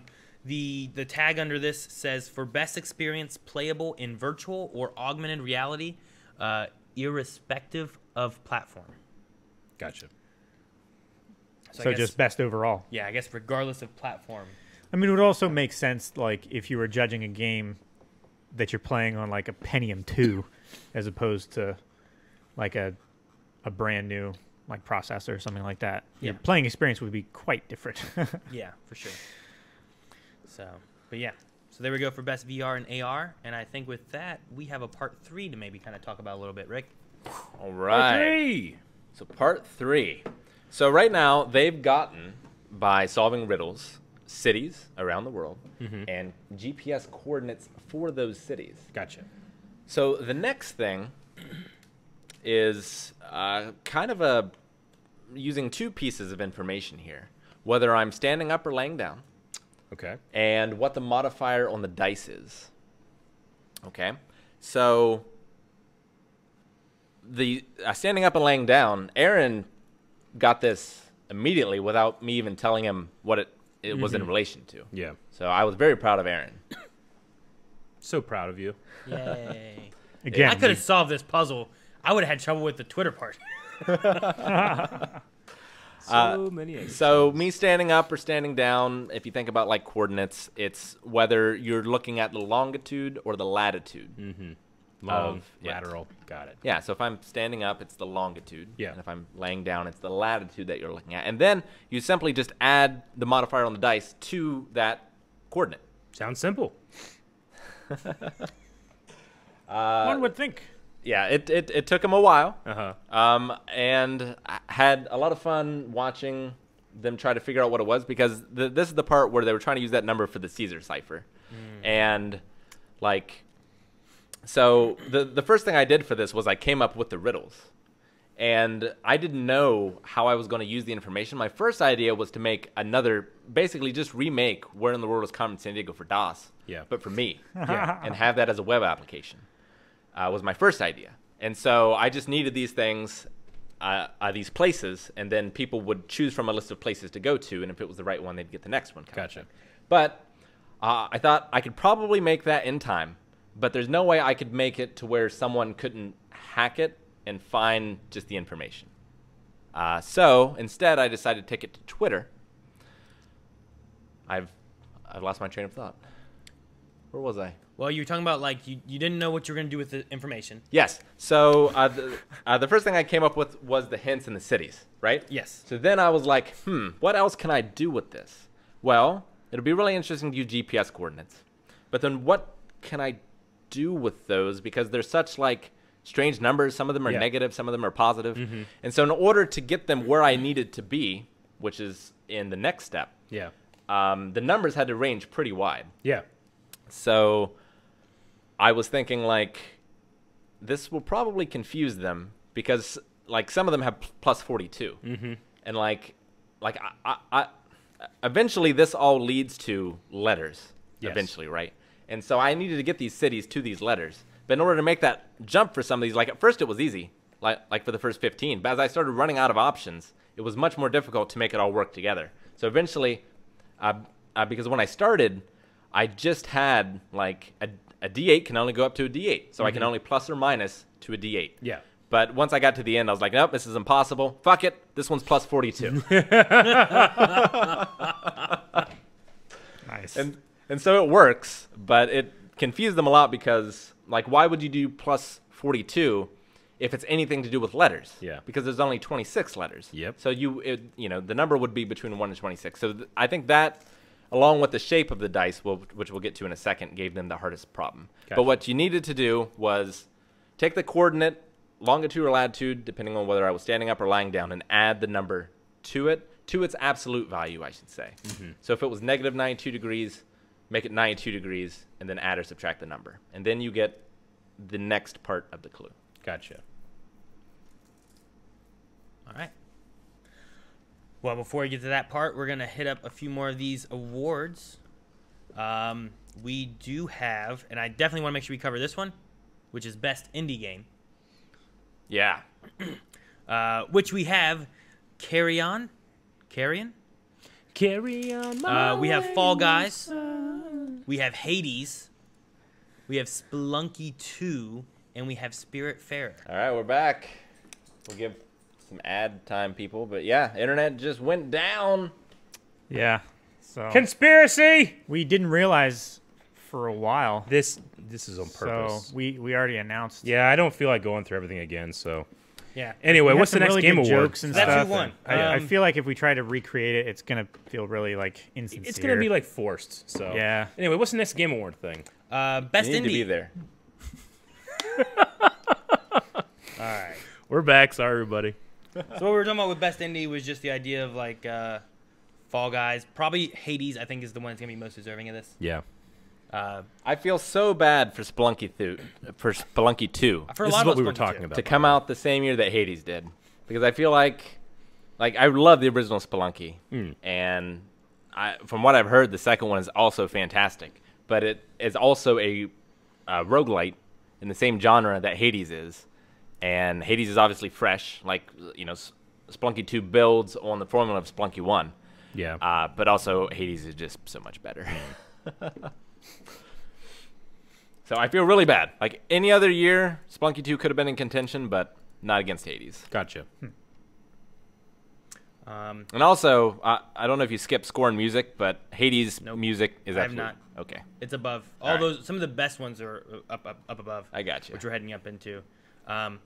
None of us have any of these games that we played. I just want to mention these as just tossing them out there because these might be really good games to check out. These are games for impact, for a thought-provoking game with a pro-social meaning or message, which is, if found, Kentucky Route Zero TV Edition, Spiritfarer, again, which was also under the indie games, Tell Me Why, and Through the Darkest of Times. I've heard of Spiritfarer and Kentucky Route Zero. I played the first episode of Kentucky Route Zero, and I've seen a little bit of Spiritfarer, which, like, Spiritfarer seems really good and super sad.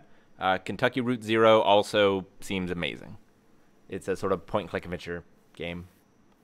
It's very, like, I don't know, Twin Peaksy kind of in a way. Okay. Yeah. But I don't, like I said, I don't think any of us know too much of those games as a whole, but just wanted to mention them as maybe some games to check out. Just, I like the idea of having thought-provoking games. I like the just games that are a little bit unique and also just different and make you think different ways. It's always fun. I like how Desoka said, Assassin's Creed Valhalla for positive lessons of raiding Christian churches. All right. Best performance awarded to an individual for voice-over acting, motion, and or performance capture. There's Ashley Johnson as Ellie, which is The Last of Us Part 2. There's a Laura Bailey as Abby from Last of Us Part 2.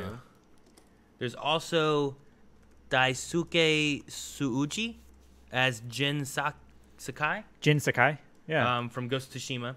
He does an Logan amazing job. Cunningham as Hades from Hades, and Najee Jeter as Miles Morales from the Miles game. I mean, I don't know what you think, Rick. I mean, Hades having performance in here.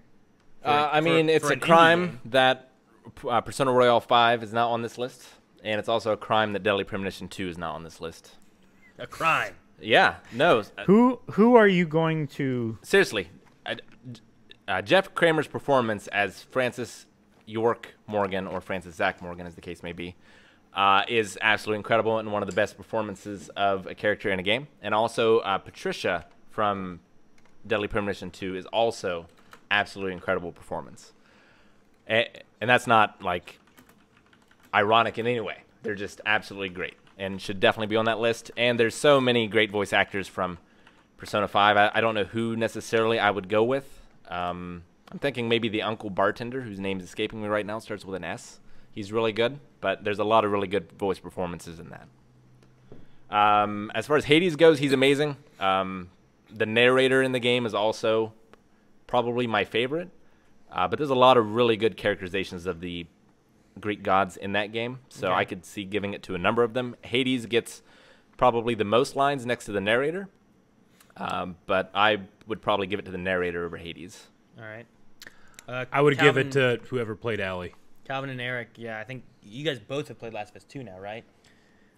I have not played Last of Us 2. You just played Last of Us 1? Yes. Okay. Then you played Last of Us 2, so you have that, and then you played Ghost of Tsushima. Yes. In terms of, it's got to be Ellie.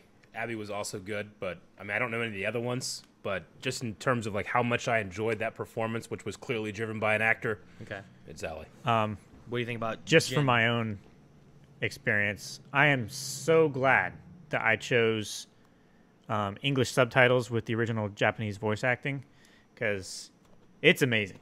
Like, I know I've said a couple times where like the original voice acting, like you get a different emotion and affection with the tone of voice and the cadence and everything. I feel the emotion through the performance much more than I do the words themselves. It's really great. He does a great job. I'm in love with the character because of his voice. Awesome. Okay. So is that the same guy then? Does he do it in English and in Japanese then? No, it's a different voice actor for the English. So you don't even know how this guy plays that guy then. So this is someone else. So you have nothing to say on He's this. just saying props to the guy that No, he enjoys. isn't that guy the Japanese voice actor? No, that's what I'm asking. Like, is this the English one or is this the? I mean, does he do it both was or made what? primarily for the English. I thought one so. first, right? So that's I why imagine that's this why guy the lips might be don't the match English up. voice actor. I'm not sure. I don't know. I believe. But yeah, as far as how it goes, like It's the English voice actor. If he does both, maybe. Next is best audio design, which might be one of the things that Rick was talking about. We have soundtrack here in a minute too. But for best sound design, this one has also Ghost of Tsushima, Half-Life Alyx, Doom Eternal, Resident Evil 3, which hasn't been on anything that we've looked at yet. Yeah. And Last of Us Part 2. The only one I can speak to is Doom Eternal, and its audio design is absolutely incredible because you can't spend the time to look at your gauges or your HUD for a lot of like the time when things are really frantic. But the audio, like everything getting low or running out, has a different audio cue to it. So that is an incredible use of audio design for me. In that, like, I wouldn't say it renders the HUD irrelevant, but you don't need it. Like, you can just listen to the sounds of the game and know exactly what state you're in without having to glance at anything. So That's always good. Yeah, that audio design, absolutely incredible as far as Doom goes. And, of course, the guns sound good, the demons sound good. But it's really the way it conveys information with audio and the fact that every demon is very distinct in its sound, too. So I can hear it. I know exactly which demon it is. Like behind and you. exactly like, if I hear a revenant say or something like that, I know, I need to focus on this thing because I hear a lot of imps over here, but this is coming from over here, and that's my priority. So it's like Pokemon. I do not follow. Bulba! Bulba! No, That's a Bulbasaur. Yep. they do not say their name.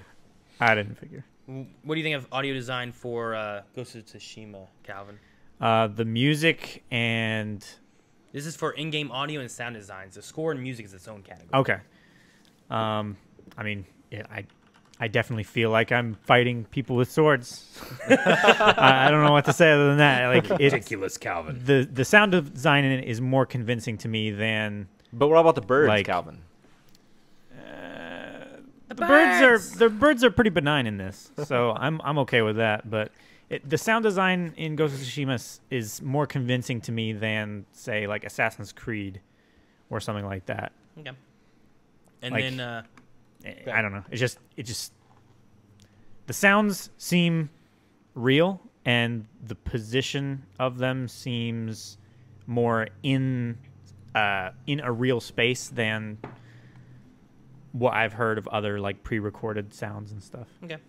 So I think it's Eric, really what good. are your thoughts on Last of Us Part 2 as far as its sound design? And Last of Us 2 really, I think, pushes the... I don't know. Like, the locations in Last of Us 2 are very grand. They're very stark and shocking. And, I mean, half the battle of that is the sound. You know, it looks great, but when you're swept up in a wave in the ocean, like when you're in the middle of a city that's being flooded and, you know, you have rushing water and stuff, but you also need to be able to, you know, keep track of where people are around you and the gunfire, like... It does very well. However, I am not the person to vote in this category. all right. Well then. With that, let's hear, before we go into best score in music, Part 4. Part 4. All right, so the hint hunt. They have solved the riddles. They've gotten cities. They've gotten GPS coordinates, and they've added a modifier to either the longitude or latitude.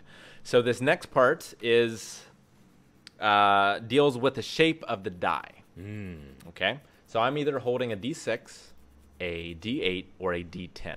Gotcha. And this is a very critical piece of information. And this is also the only purposeful misdirection that I put in the hint. Yeah. Because I felt like if the D6 was its actual shape, it would be far too obvious Okay. as to what they would need to do for this step. So the basic idea is that they have these numbers. Now, what do they do with them, right? Yeah, they've already added numbers to the absolute values, right? Yeah. And Or so subtracted. or subtracted. So they have 21 numbers. And they felt this way the last 3 parts. And that's going to get them to 21 letters eventually. But how do they make that conversion? Yeah. So what they need to do is they need to take those numbers onto the ASCII table. ASCII. Yep. What are you asking? ASCII. So ASCII is how you define characters in computing, right? So like any space that you look at on your any key that you look at on your keyboard here has an ASCII character that defines it. And there's also things like, you know, print returns, Exclamation points. yeah, but like you'll see that on a keyboard. But there's also other things that can be in ASCII that you wouldn't necessarily see on a keyboard. Okay. But if you look at the ASCII table, and I can bring up the ASCII table here, as a matter of fact. I'm saying my keyboard has a print button. Yeah, you can also get ASCII like code from alt code as well, I believe. Like typing, like holding alt and then typing in on your number pad a series of numbers, and you get a character. Yeah. That's how they do, like, in World of Warcraft, if you want to have a specific, like, Aaron is taken, but Aaron with a line over the O is not. I can do that. But this keyboard doesn't have a number pad, so I can never do those.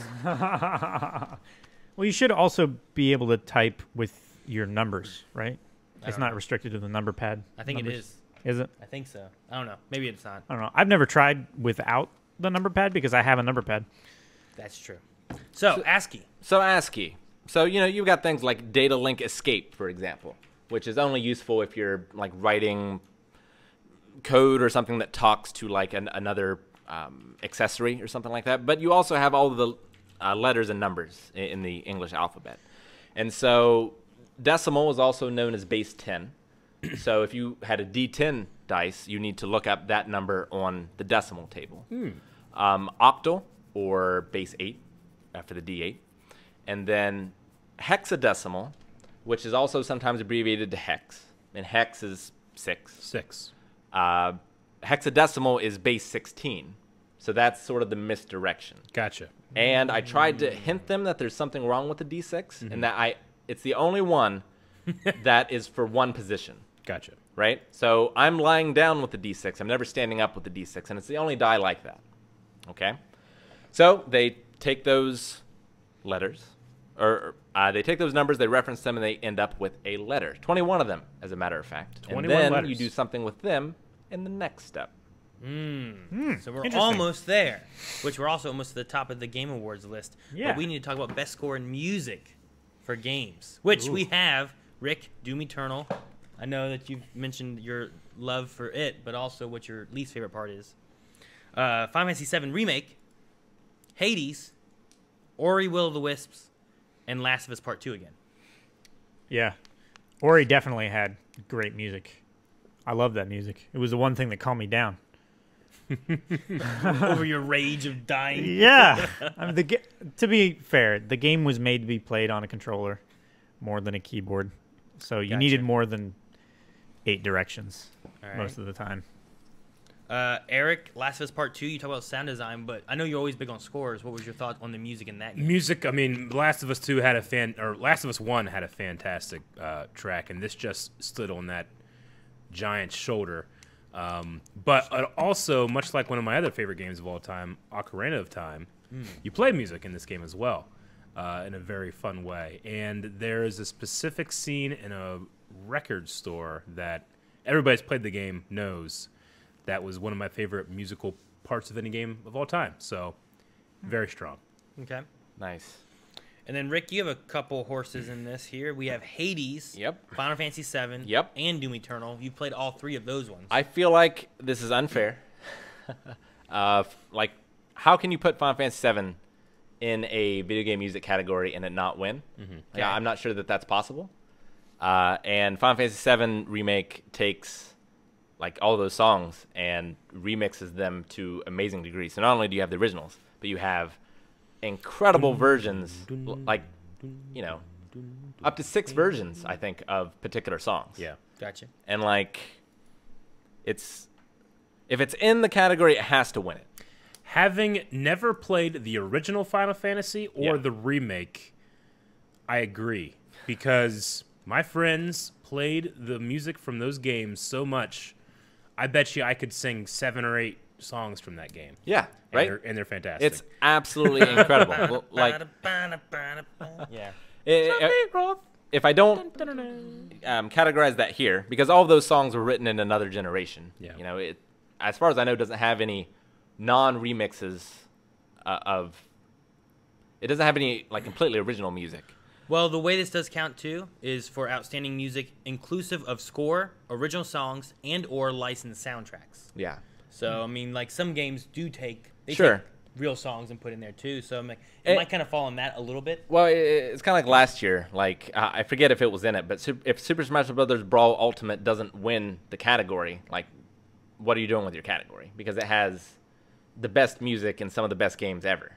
True. Right? Yeah, it's like an amalgamation of some of the best ever. Yeah. So as a whole, it almost feels like cheating in that there should be a separate one that's like original score or something like that. But otherwise, if I'm not looking at Final Fantasy VII, I haven't played or listened to Ori or Last of Us Part 2.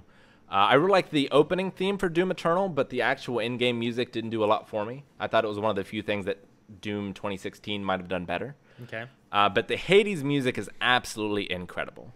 And if Final Fantasy VII Remake wasn't in, it would definitely win for me because it's just so good. Like, it's all of it is perfect. Like, you're walking around after you've just died, and it's sort of peaceful music to all the different combat themes for all the different levels is just, it's so good. And I listen to it outside of the game all the time. Top tier. Gotcha. But Final Fantasy VII has to win. So that's your pick out of those 3. Yes. All right. Let's check out Best Art Direction for Outstanding Creative and or Technical Achievement in Artistic Design and Animation, which has Final Fantasy VII Remake on here again, Ghost of Tsushima, Hades again, being an indie game, Ori and the Will of the Wisp. Which is also an indie game. It is. And The Last of Us Part 2. The one thing, Ori is an indie game, But I always think about the first one, and like it got such good praise and a backing behind it that the sequel and stuff, like I kind of like, man, that's just a good game. Like, Yeah. I don't know. Hades being newer, I don't really think about it like that. But as far as art direction, technical achievement, artistic, and animation, because Hades has some different animation, doesn't it? As far as the way it is, it's not all like I don't know why, but I'm picturing some comic-y kind of looks to it. Oh no, it definitely looks straight out of a comic book. It's kind of similar if you've seen the trailer to Blood of Zeus or Castlevania. Okay. It's kind of similar-ish to that sort of art style. It's absolutely gorgeous. I will just find myself like clearing out a room and just going around and looking at the different elements in it, of like the background and everything else. I'm not sure, but like a lot of the background elements look 2D to me, but it's kind of, it could be 2D, it could be not. And the art of just the characters themselves, like you're only really talking to character portraits in the game, for the most part. Like there's a few that are rendered in 3D, but for the most part, you're talking to people in like character portraits, and all those portraits are just gorgeously drawn, but also just wonderful takes on such familiar characters and ideas. So, yeah. All right. For me, Hades probably wins this category. Over Final Fantasy VII for you?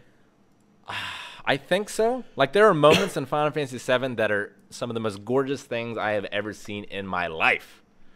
But there's also, like, you can't see a group of 5 people in Midgar and not have twins, you know? Okay. And like the skyboxes in that game are terrible, and Cloud's hair is terrible. Like there's a lot of really bad stuff in it. Whereas Hades is just top tier across the board. Okay. Speaking of top tier across the board, Ghost of Tsushima is the most beautiful game in every respect that I've ever played. Like as far as like environment, characters, like all that kind of stuff? or what? Everything. It's incredible, and I don't think there's ever been a time where I've seen like a character's animation cause their clothing to like go into itself really badly, Yeah. or anything or like hair that, doing weird stuff where it's Yeah. like floating or Clipping something. and or Sometimes- like sometimes getting you'll get tangled that in the too. neck and going like that or anything. Good description. Now, it's not on this list, but actually for me, Persona 5 Royale wins. Okay. Jeez. Thought you were gonna say Daily Premonition, Rick. No. I mean, again, it's tough because like all the art stuff that Persona 5 didn't come out in 2020. But for everything from its character designs to its portraits to its levels to its menus. Like the menus are works of art in that game. The menus. The menus and like the transitions and the loading screens, like everything has a very distinct feel and art direction to it, and it just permeates absolutely everything in the game, and it's incredible. I would say that is also true for Ghost of Tsushima. Like your skill trees, they've done specific art for each of the tiles to do with the styles of swordplay and all of your costuming and everything. Like it's so detailed that I feel like I'm in another place when I play that game. Yeah, I'm really excited to play it, and from what I've seen, and like from what I've seen of some of the photo mode stuff, I absolutely believe that that could win. Yeah, it was the color design in that game is so rich, and it's so vibrant and beautiful. Like just the subtle differences in color. There is a mode that you can play in black and white. It's called Kurosawa mode, where you can play. Yeah. I turned it on for a little bit, and it's unbelievable. You can tell what everything is perfectly. Like it looks like they just desaturated all the color from the real world, and it's just on my TV. Now, my more important incredible. question is the food as delicious looking as your name? Now, you don't eat a lot of food What? in this game. It's more Not Breath of about the Wild, Rick. yeah. It's not about eating. It's about I gotcha. defending your country. Japanese your food always looks the best. it does. Eric, did you have any thoughts on Now the sake. as far as Now art we can talk about direction, sake. for Last of Us Part 2? I mean, it goes without saying that. I mean, the game is stunningly beautiful, I mean, Last of Us 1 was like a beautiful and like game. almost the opposite of what Calvin is saying. Like it's stunningly beautiful in its bleakness. It's stunningly beautiful in finding like these amazing vistas in what is the outcome of something absolutely terrible. It's easy to be beautiful civilization. when you're making a flower, right? Something that's like bright and colorful and happy and cheerful, but it's harder to make something that is beautiful that is ugly. Yeah. But I mean, the things that really stand out to me is, you know, I'll never forget certain parts of it just because of like, you know, the way an art director wants me to feel, and that's being, you know, at the very tippy top of skyscrapers and not being happy about it. That's all I'll say. Are there any like confined tunnels though? There are. All right. I want to jump in this one. Best narrative. This is for the outstanding storytelling and narrative development in the game. So, like, best story-wise, there's 13 Sentinels, Aegis Rim, which I don't think any of us played. No, it's on my list. It's high up there. I might have time to stream that before Cyberpunk comes out. The way it keeps getting delayed, it might be possible. Right? It looks more and more like that's going to be the case. We also have, which may be another thing, like a cop-out Rick was talking about, Final Fantasy VII Remake. Which has it's a story that's already kind of been told, being told again. To be fair, the story is the most different thing about it, probably. Okay. Other than like the gameplay. We also have Hades. Then we have Ghost of Tsushima and Last of Us Part 2. So where do we have best story? I mean, I sound like a broken record, but Persona 5 Royale, the fact that it's not on here is a crime, as well as Deadly Premonition 2. Just from what you've told about me. So you'll give Deadly Premonition 2 the best narrative, but not best art direction.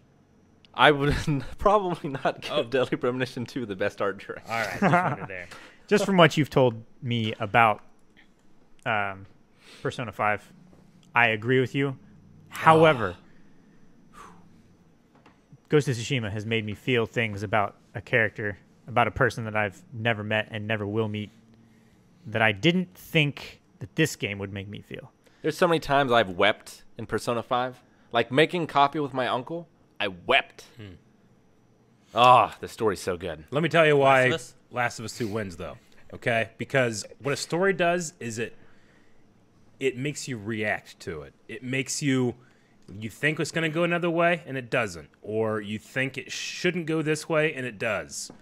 Last of Us 2 destroyed the internet for a while because of the choices that it made in its story. And I respect a storyteller telling his story and not trying to not necessarily satisfy you with the story. Not trying to cater to someone or whatever, but I'm going to tell this story and this is how I want to tell it. If it's a matter of the way it made people feel, your game might make everybody feel really, emotional. This game made everybody feel every emotion that's ever existed. If you want to talk about... including rage, Rick. A designer who doesn't give a fuck about what anyone else thinks, let me tell you about Swery. Now, a story is either really, really good or really, really bad by causing outrage in a community, I feel. Like, it's either because they made a great decision in the choices that they're like, I'm going this way, and it's going to make people angry, but this is going to be a great story overall. Mm-hmm. Or it's going to be where, like, maybe they did make a mistake, and everyone's just mad about it. But it depends on what the response is for it. And I know people that love the game, hate the game, but I feel like it's because, the story is going to go the way that they want to go with it. And not because they necessarily made a mistake. Like, for The Last of Us 2, I assume that it made you emotional at some point. Many points, yes. Okay. So, during the sad moments, was everything in the moment sad? No. No? During the sad moments, there was anger, there was happiness, there was confusion, and there was revenge. Was there some of the weirdest things that you've ever seen on the screen? No. I watched The Room. Okay, good. So, the amazing thing about Swery and what he's able to do with the story is he is able to throw stuff from so far out of left field, it's not even in the ballpark. It's not even in the city. It's not even on Earth. Sure. It's way, way, way the hell out there. I get you. It makes sense. Yeah. It fits within the story, and it doesn't interrupt one of the saddest moments I've ever had in a video game. Yeah. Even though all that stuff is just being piled in. I get you. He's such a non-traditional storyteller, and he's able to do it in a way that no one else can. And I think that needs to be applauded. I think, I genuinely have an interest in what people think is the best or, compared to this or this, but sometimes I feel like it's a mistake to try to rank stories because stories are so subjective. You know, somebody They will are. tell me, It's no, true. actually, Eric, you're wrong. This is why the story's bad. It's like, you don't get to tell me why it's bad. You get to tell me what you felt about it. I get to tell you how I felt about it, but we can't tell each other which one's which, you know? So And the hard sometimes thing, it's a too, fool's is- errand doing this errand. The hardest thing too is like, and this is where mine is. I haven't played most of these games this Yeah. year. I've been not stuck. I've enjoyed it, but I've been playing through Warcraft for the knowledge and lore of that. I also spent a lot of time in Dark Souls, playing that, which has some story, but it also is how many years old, you know? Yeah. Like, Yeah. and then I also played Alien Isolation during October and stuff. So like, the harder part I think is also like, I believe Last of Us probably has an amazing story. Yeah. But I don't know it. I mean, I'm sure Deadly Premonition probably had an amazing story, but I don't know it. You know, like I know the stories that I've heard, but it's hard for me to also compare ones that I don't know. You know? The hardest thing for me on this list is Final Fantasy VII Remake. Because if Final Fantasy VII, the PS1 game, was on this list, I would give it to it. Even over Persona 5 or Sure. Deadly Premonition 2. Like, Final Fantasy VII is one of the most important stories to just me as like a person that I've ever encountered in any medium. It's just had, I played it at a very important time in my life of like growing up, and the story really spoke to me. And like all those characters are just with me forever. Yeah. Right? And so, but again, it's 25% of that story. So like, is 25% of that story better than Persona Royale 5 or Deadly Premonition 2? Like, that's almost an impossible thing for me to ask, because I know the rest of the story, and like I know how everything went in the original, although there might be some things that are different in these new ones. But like, for me, it's a really tough one to pick. And I haven't beaten Hades yet. I've gotten to the boss battle in Elysium. I have no idea how much more there is to go. I think the story is really good in it so far. But like, story, I feel like, is one of the ones that you really can't judge until you get to the end. Agreed. Yeah, I get So- you there. Yeah. All right, well, last thing we have is Game of the Year, but we'll cover that after Part 5. Part 5 with 10 All minutes right. to spare. So, Part 5. They have letters. They have Letters. 21 letters. 21. Uh, These letters can drink. They can. I don't know if I even have the letters here, or even if Well. it really matters, to be honest. But once they had the letters, they were able to put a couple different phrases together with them. Now, some of these letters are not a letter, right? That's true. Very good. So there are 3 spaces, There are some spaces in there. Yes. which are on the ASCII table. Yeah. So I can't remember which clue it was for, which hint hunt, but I made the terrible mistake of having the number of characters in the hint be the number of characters in the show title. Yeah. Which was a terrible mistake Big that I will mistake. never, ever repeat again. So this time, and it made it way harder because I had to come up with 21 clues because I made a phrase instead. Yeah. And so they, let's see, is the expanse with a bunch of leftover letters is what they came up with. And I was Yeah. like, that is wrong. That's not correct. No. That's not. so it's not wrong. It's not as the Expanse. I like when we were talking about it before, and it's like they went to IKEA and they bought a shelf, and they built the shelf. They're like, what do I do with all these screws and this other shelf that I have? I'm like, what? It's like, what do you mean? You put it together Obviously wrong. you didn't finish it. That was a couch, you fool! It was a couch, not a shelf. I love how they were trying to justify it as like, well, if we take out all these modifiers, like, then these numbers don't matter anymore. But no, definitely not is the expanse. Definitely not. Definitely not. Now, if you use all of the letters together, you do, interestingly, get the Expanse TV series. Oh. Exactly with those 21 characters. Exactly with them. The Expanse TV series. Yep. Then And Now then, they have Secret Part 6. So they've which we'll completed- get to after the next. No. After Game of the Year. yeah. so they've completed Act 1 Act 1. of the hint. Yes. Which is an elimination of what it isn't. No, it's the Expanse. The Expanse Yeah. 1. It is replacing Dexter. The first 5 reactions will be available on Patreon on Sunday. 1 on YouTube, and then 4 on corresponding tiers on Patreon. Oh, man.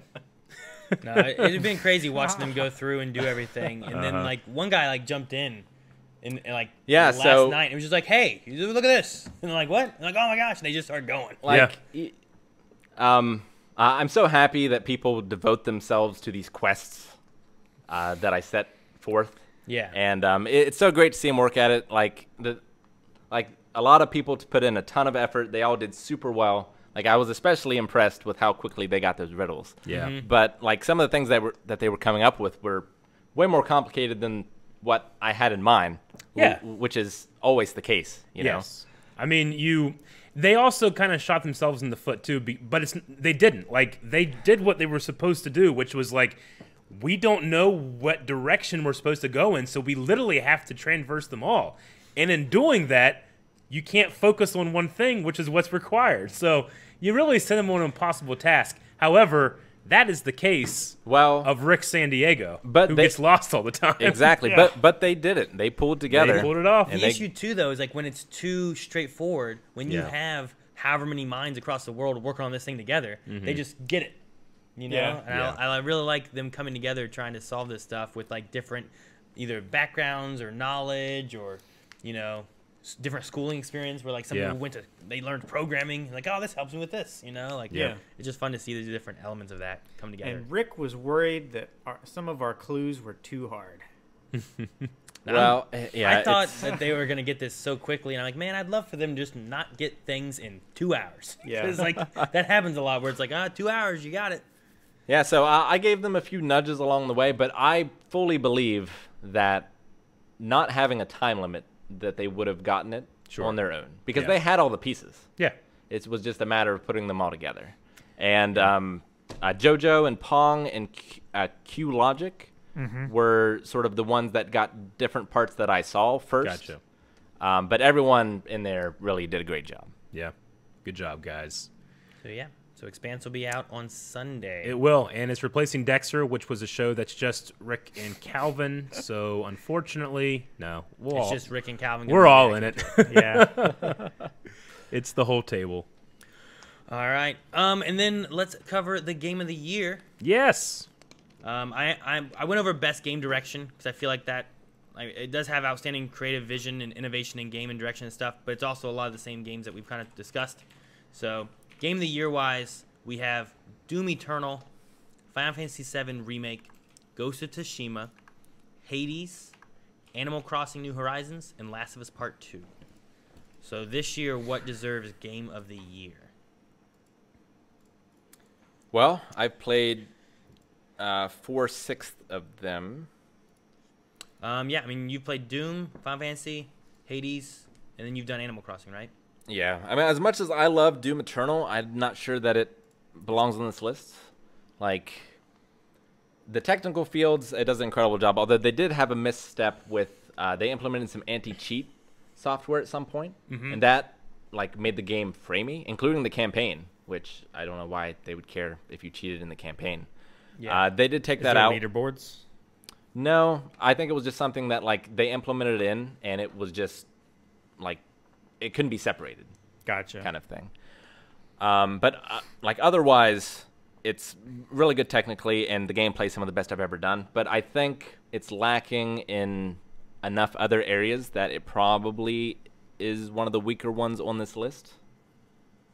Okay, I can see that. Which, like, after I beat it, because it came out earlier in the year, I was like, man, if there's a game better than this in 2020, it's going to be a good year.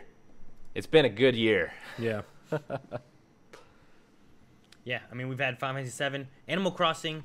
Like, I feel like it's been very popular and big for especially like some of the multiplayer aspect of it too, being able to like visit towns and all that kind of stuff too. Especially given that we were in a pandemic, with like very little interactivity. And after asking earlier about like, well, is there multiplayer aspect that you can do?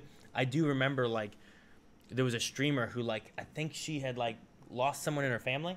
And she wasn't able to go to like the funeral or something like that. And they did they made like a funeral like a virtual funeral thing in Animal Crossing and stuff for her and stuff. And it was just very, heartwarming and sweet and stuff, things like that. Which was, that's just in Animal Crossing. Like, Yeah, it's not like the most, craziest, most realistic looking game or anything. It's not. It doesn't cover those kind of categories. But as far as for a game, it's definitely a good one. Yeah, I mean, it's not my style of game particularly, but like my daughter loves it. Maggie's liked it quite a bit, and it seems like the best of those games. And it's already a super well-regarded series. Yeah. Last of Us 2, do you think it ranks high enough to be a game of the year for you, Eric? I mean, I know you haven't played like all of them. Yeah, to be able to make that assessment, I'd have to play them all, you know? I mean, yeah. I mean, that's always a thing. But in terms of my game of the year... Would you say Last of Us 2 is better, the worse, or same as Last of Us 1? You know, I hate doing this. Because Last of Us 2 is nothing without Last of Us 1. But Sure. in terms of the challenge of the actual game and the challenge of the feelings it made me feel, I mean, the experience was way more heightened than Last of Us 1, so I could say better. What about, like, Though the I, again, gameplay? protest at the question in general. Huh? What about the gameplay? Gameplay was better. Much better? Yeah. I mean, slick. I mean, full control while feeling like you're still just immersed in this world. It's like, yeah. what, 5 years newer game, right? Yeah, I'm super curious because I liked The Last of Us quite a bit. Yeah. But it's not like best of all time for me. Yeah. Like I'd probably rate it somewhere around like an 8 or something. So I'm wondering if The Last of Us 2 will be better than that for me or not. Yeah. See, there's things like, Uncharted, has like would I have enjoyed Uncharted 2 as much if I hadn't played Uncharted 1 or anything? But as they go, like they definitely I can definitely sense the change in like the way it controls, the way it plays, the way the story develops and everything with these characters that I love. And I definitely think as it went along, like there's certain games where like maybe I'm like, I think 2 is better than like 3 or 1, but I might like 4 better than 1, 2, and 3, But I don't know. Like sometimes picking sequels, I get you. Like when Fallen Order 2 or whatever comes out, like am I going to be easily able to say like I enjoyed this one more or less than Jedi Fallen Order 1? And Yeah, I feel like usually I don't have as much of a problem with that because typically for most sequels I feel like it's usually better. I think usually the thing that might lack is the way the story goes, which is more so, opinion rather than like how good quality wise. It's kind of like how the Metal Gear series is for me. Like Metal Gear Solid had a tremendous impact on my life. It got me into computing and game design, and like so for me, that's always going to be my favorite Metal Gear game. Yeah. But I can accept that Metal Gear Solid 4 is better in so many ways. But just because of the impact that the first one had, it's hard to judge. Yeah. In that way, you can separate and understand that it's a very emotional choice for you. As far as Hades goes, it's hard to judge like a game of the year that I haven't beaten yet. It is real good so far. Like, I would put it above Doom Eternal as game of the year. I'd put it above Animal Crossing for me. Final Fantasy VII Remake is tough. Final Fantasy VII Remake is real good, but it's incomplete. So, honestly, those two might be too close to call, but I think my game of the year is Persona 5 Royale. Okay. I need you like in front of like one of those like you're like too close to call. It made me think of you like in front of one of those boards of the country, and you're opening up Ohio and then down to Washington County. You're like here, they liked it here, but here they're not liking it so much. Too close to call. It's too close to call. We'll see how it goes. Calvin, did you have any other thoughts on Ghost of Tsushima as far as game of the year? I mean, I can't say enough good things about it. It's completely blown away my expectations of what the game was going to be. From story, from characters, to writing, to just dialogue, art, like level design, lore, like bringing in like myths and legends and stuff like that, and having them told in such an awesome way in the story. It's better than other game of the years that I've played. I'll put it that way. Okay. When comparing to other game of the years that you think it's better than those. Yeah. Okay. Well, that makes sense. Alrighty. Well, that's some of our thoughts on the Game Awards. That happens tonight, I believe. Does it? At 7. I think. So If we were having our personal games of the year, though, mine would undoubtedly be God of War. if you were to pick a game of the year, Well, when did God of War come out? 18. 2018. Yeah, Okay. but So it's yeah. out of games you've played this year. It easily has fit into my top 5 games of all time. Good. Like I haven't ranked those, but I know it's in that top 5. Okay. He's ranked them. I don't in know a what way those that top he 5 Yeah, are. I don't know what they are But yet. it's in there. But it is definitely in there. He can't consciously recall them because it's against his morals. Yeah. So Rick, if you were to pick a game of the year, is yours Persona? Man, that's real tough because the missing J.J. McField in the Island of Memories It's a long name.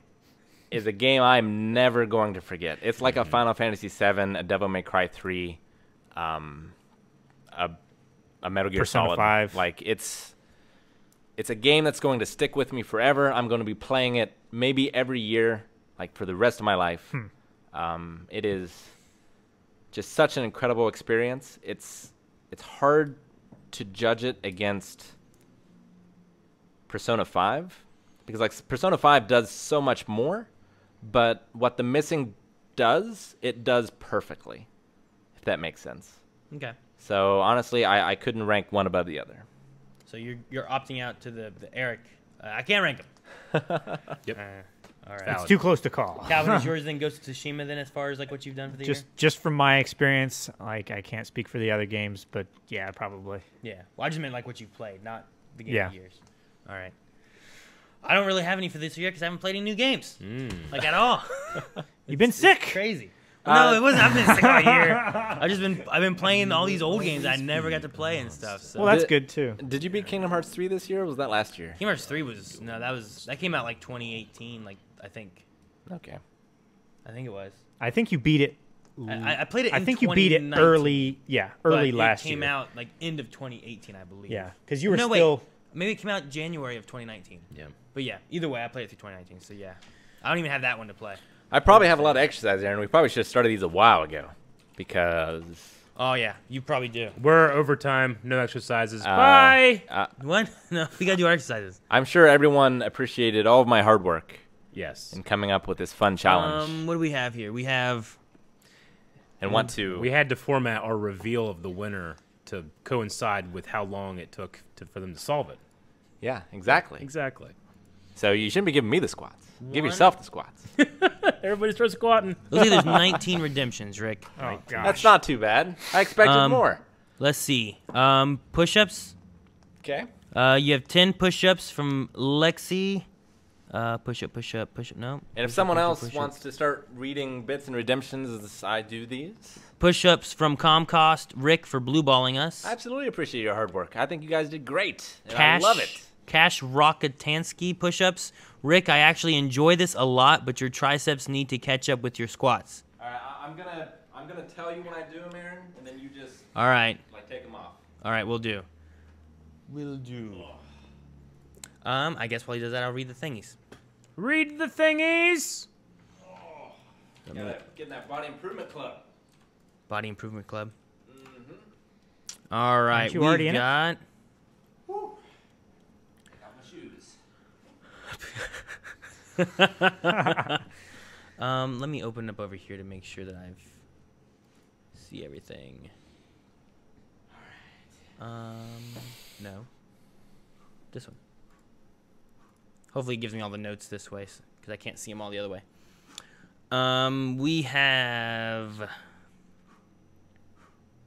Aaron A25 resubscribed for 28 months.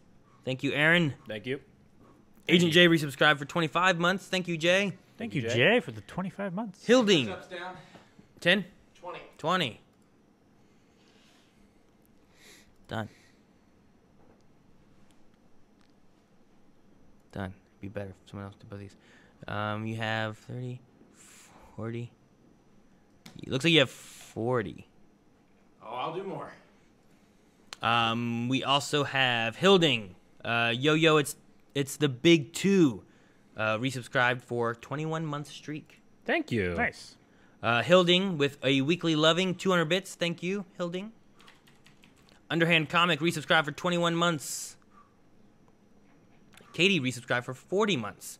Hello from your friend in the UK and a new little Fluffy Wave Rider, my puppy Jax. Excited for the new show. I saw him on Twitter. Thank you. Or Instagram. Either way, he's cute. Key to Success subscribed for the first time, it looks like. Thank you. 20 sit-ups down. 20 sit-ups down? Yep. All right. Yeah, I didn't even look at those. How many push-ups I got? 40 more? You got 20 more. You have 40 total. 20 more. Sit-ups. Rick. Let's see. Sit-ups from Tyler. Rick, 1 for every missing face on the die.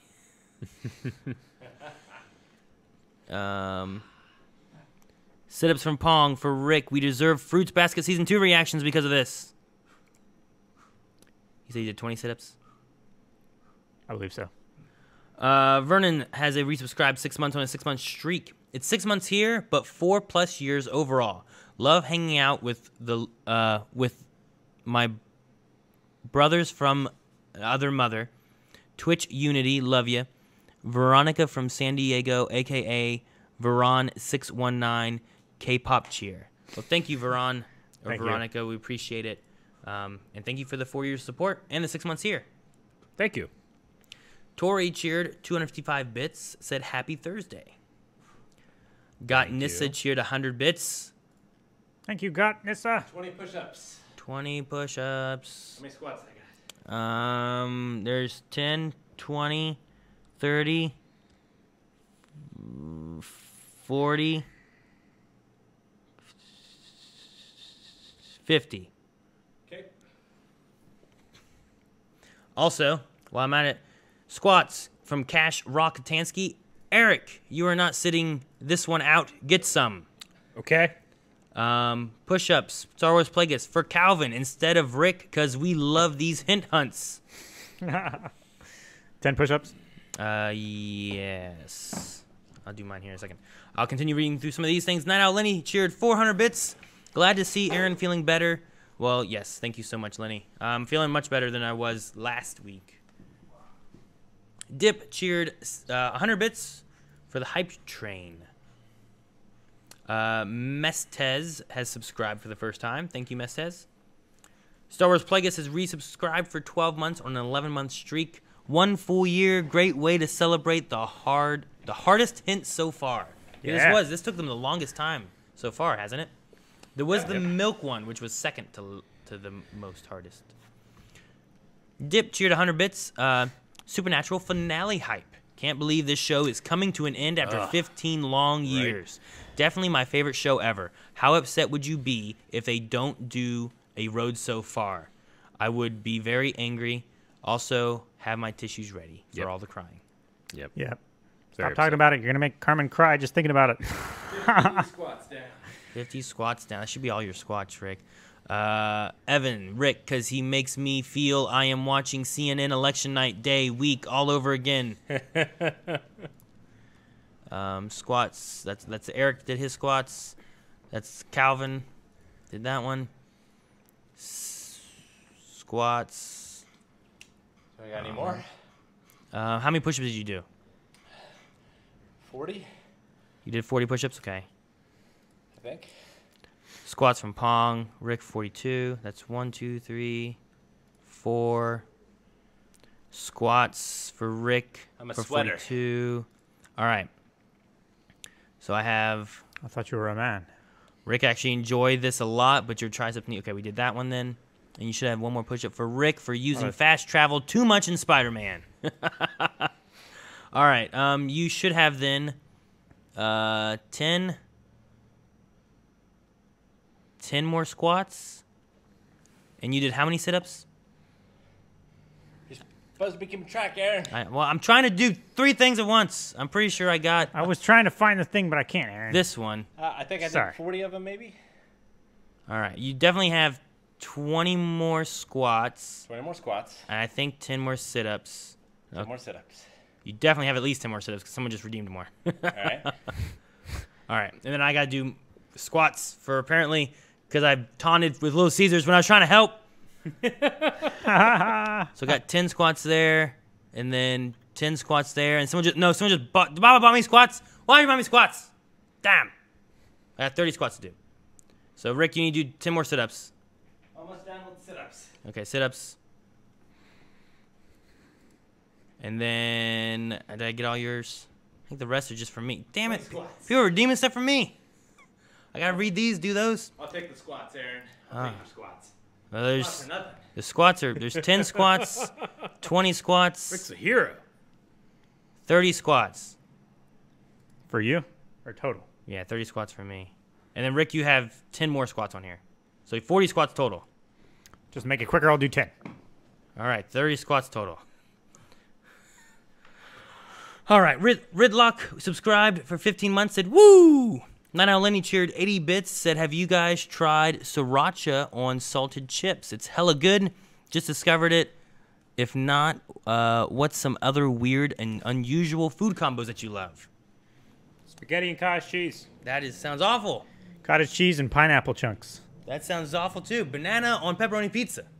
That sounds terrible. No, it's good. Don't cook the banana. You slice it and put it on the already cooked pizza. Brewski is resubscribed for 13 months. 40. I am Mufasa. You did 10 extra. All right, well, I'm just going to... Yeah, I did 10 I'll just check off... to make it quicker. Check off these. For Aaron, now I'm stalling. You damn it. All right. I got 30 push-ups now. I am Mufasa, subscribed for 2 months. Hey, guys, love watching you and cannot get enough. Love the Kratos beard coming through, Eric. Love from the UK. I'm your monster no longer. Jay Frank, tip $3. Have you guys heard of the movie Trivia Schmodown? They have many divisions, including Star Wars. Sam Witwer and Freddie Prinze Jr. have competed, and they're always looking for more personalities to compete. Would love to see Eric and Aaron give it a shot. Chris Jericho was on there. Yeah, I would love... we were contacted once to do it, but we'd have to... I don't know. We were just on a trivia show. I was on a trivia show last week. Yeah, no. I ended up... Yeah, it was Sunday. That was last week. I ended up, like, not being on it. You were sick. I was like, I don't want to be up from 9 to 12. I'm coughing a whole lot. I'm going to rest. But no, it was a lot of fun. I was over at TFC Night Channel, and we'll probably do more of that kind of thing, trivia. Cool. This one was just MCU or Marvel and DC, and I think I did pretty well. Vic resubscribed for 10 months. Do I have more? No. It's just my 30 push-ups. Captain Texas 34 cheered 100 bits. Are you going to have a big movie reaction poll like the end of the year TV series poll? Also, when are you going to watch the Star Wars Holiday Lego Special? Probably and probably. Okay. Alex the Great gifted tier 1 sub to Big Boss Devil. Thank you, Alex. Darkwing resubscribed for 8 months on an 8-month streak. You guys are awesome. Stay safe and keep doing what you're doing. This is the way. Seriano has resubscribed for 18 months. Nell Pro has subscribed for the first time. Hilding cheered 100 bits. Fuck yeah, expand, so happy. And Dip cheered 50 bits saying, did you watch Undertaker's Hot Ones yet? I have not. I will now that I know it exists. Yeah, I need to see that. I saw Steve Austin's and I've seen, I think, Chris Jericho. But no, I haven't seen Taker's. That's awesome. That is super cool.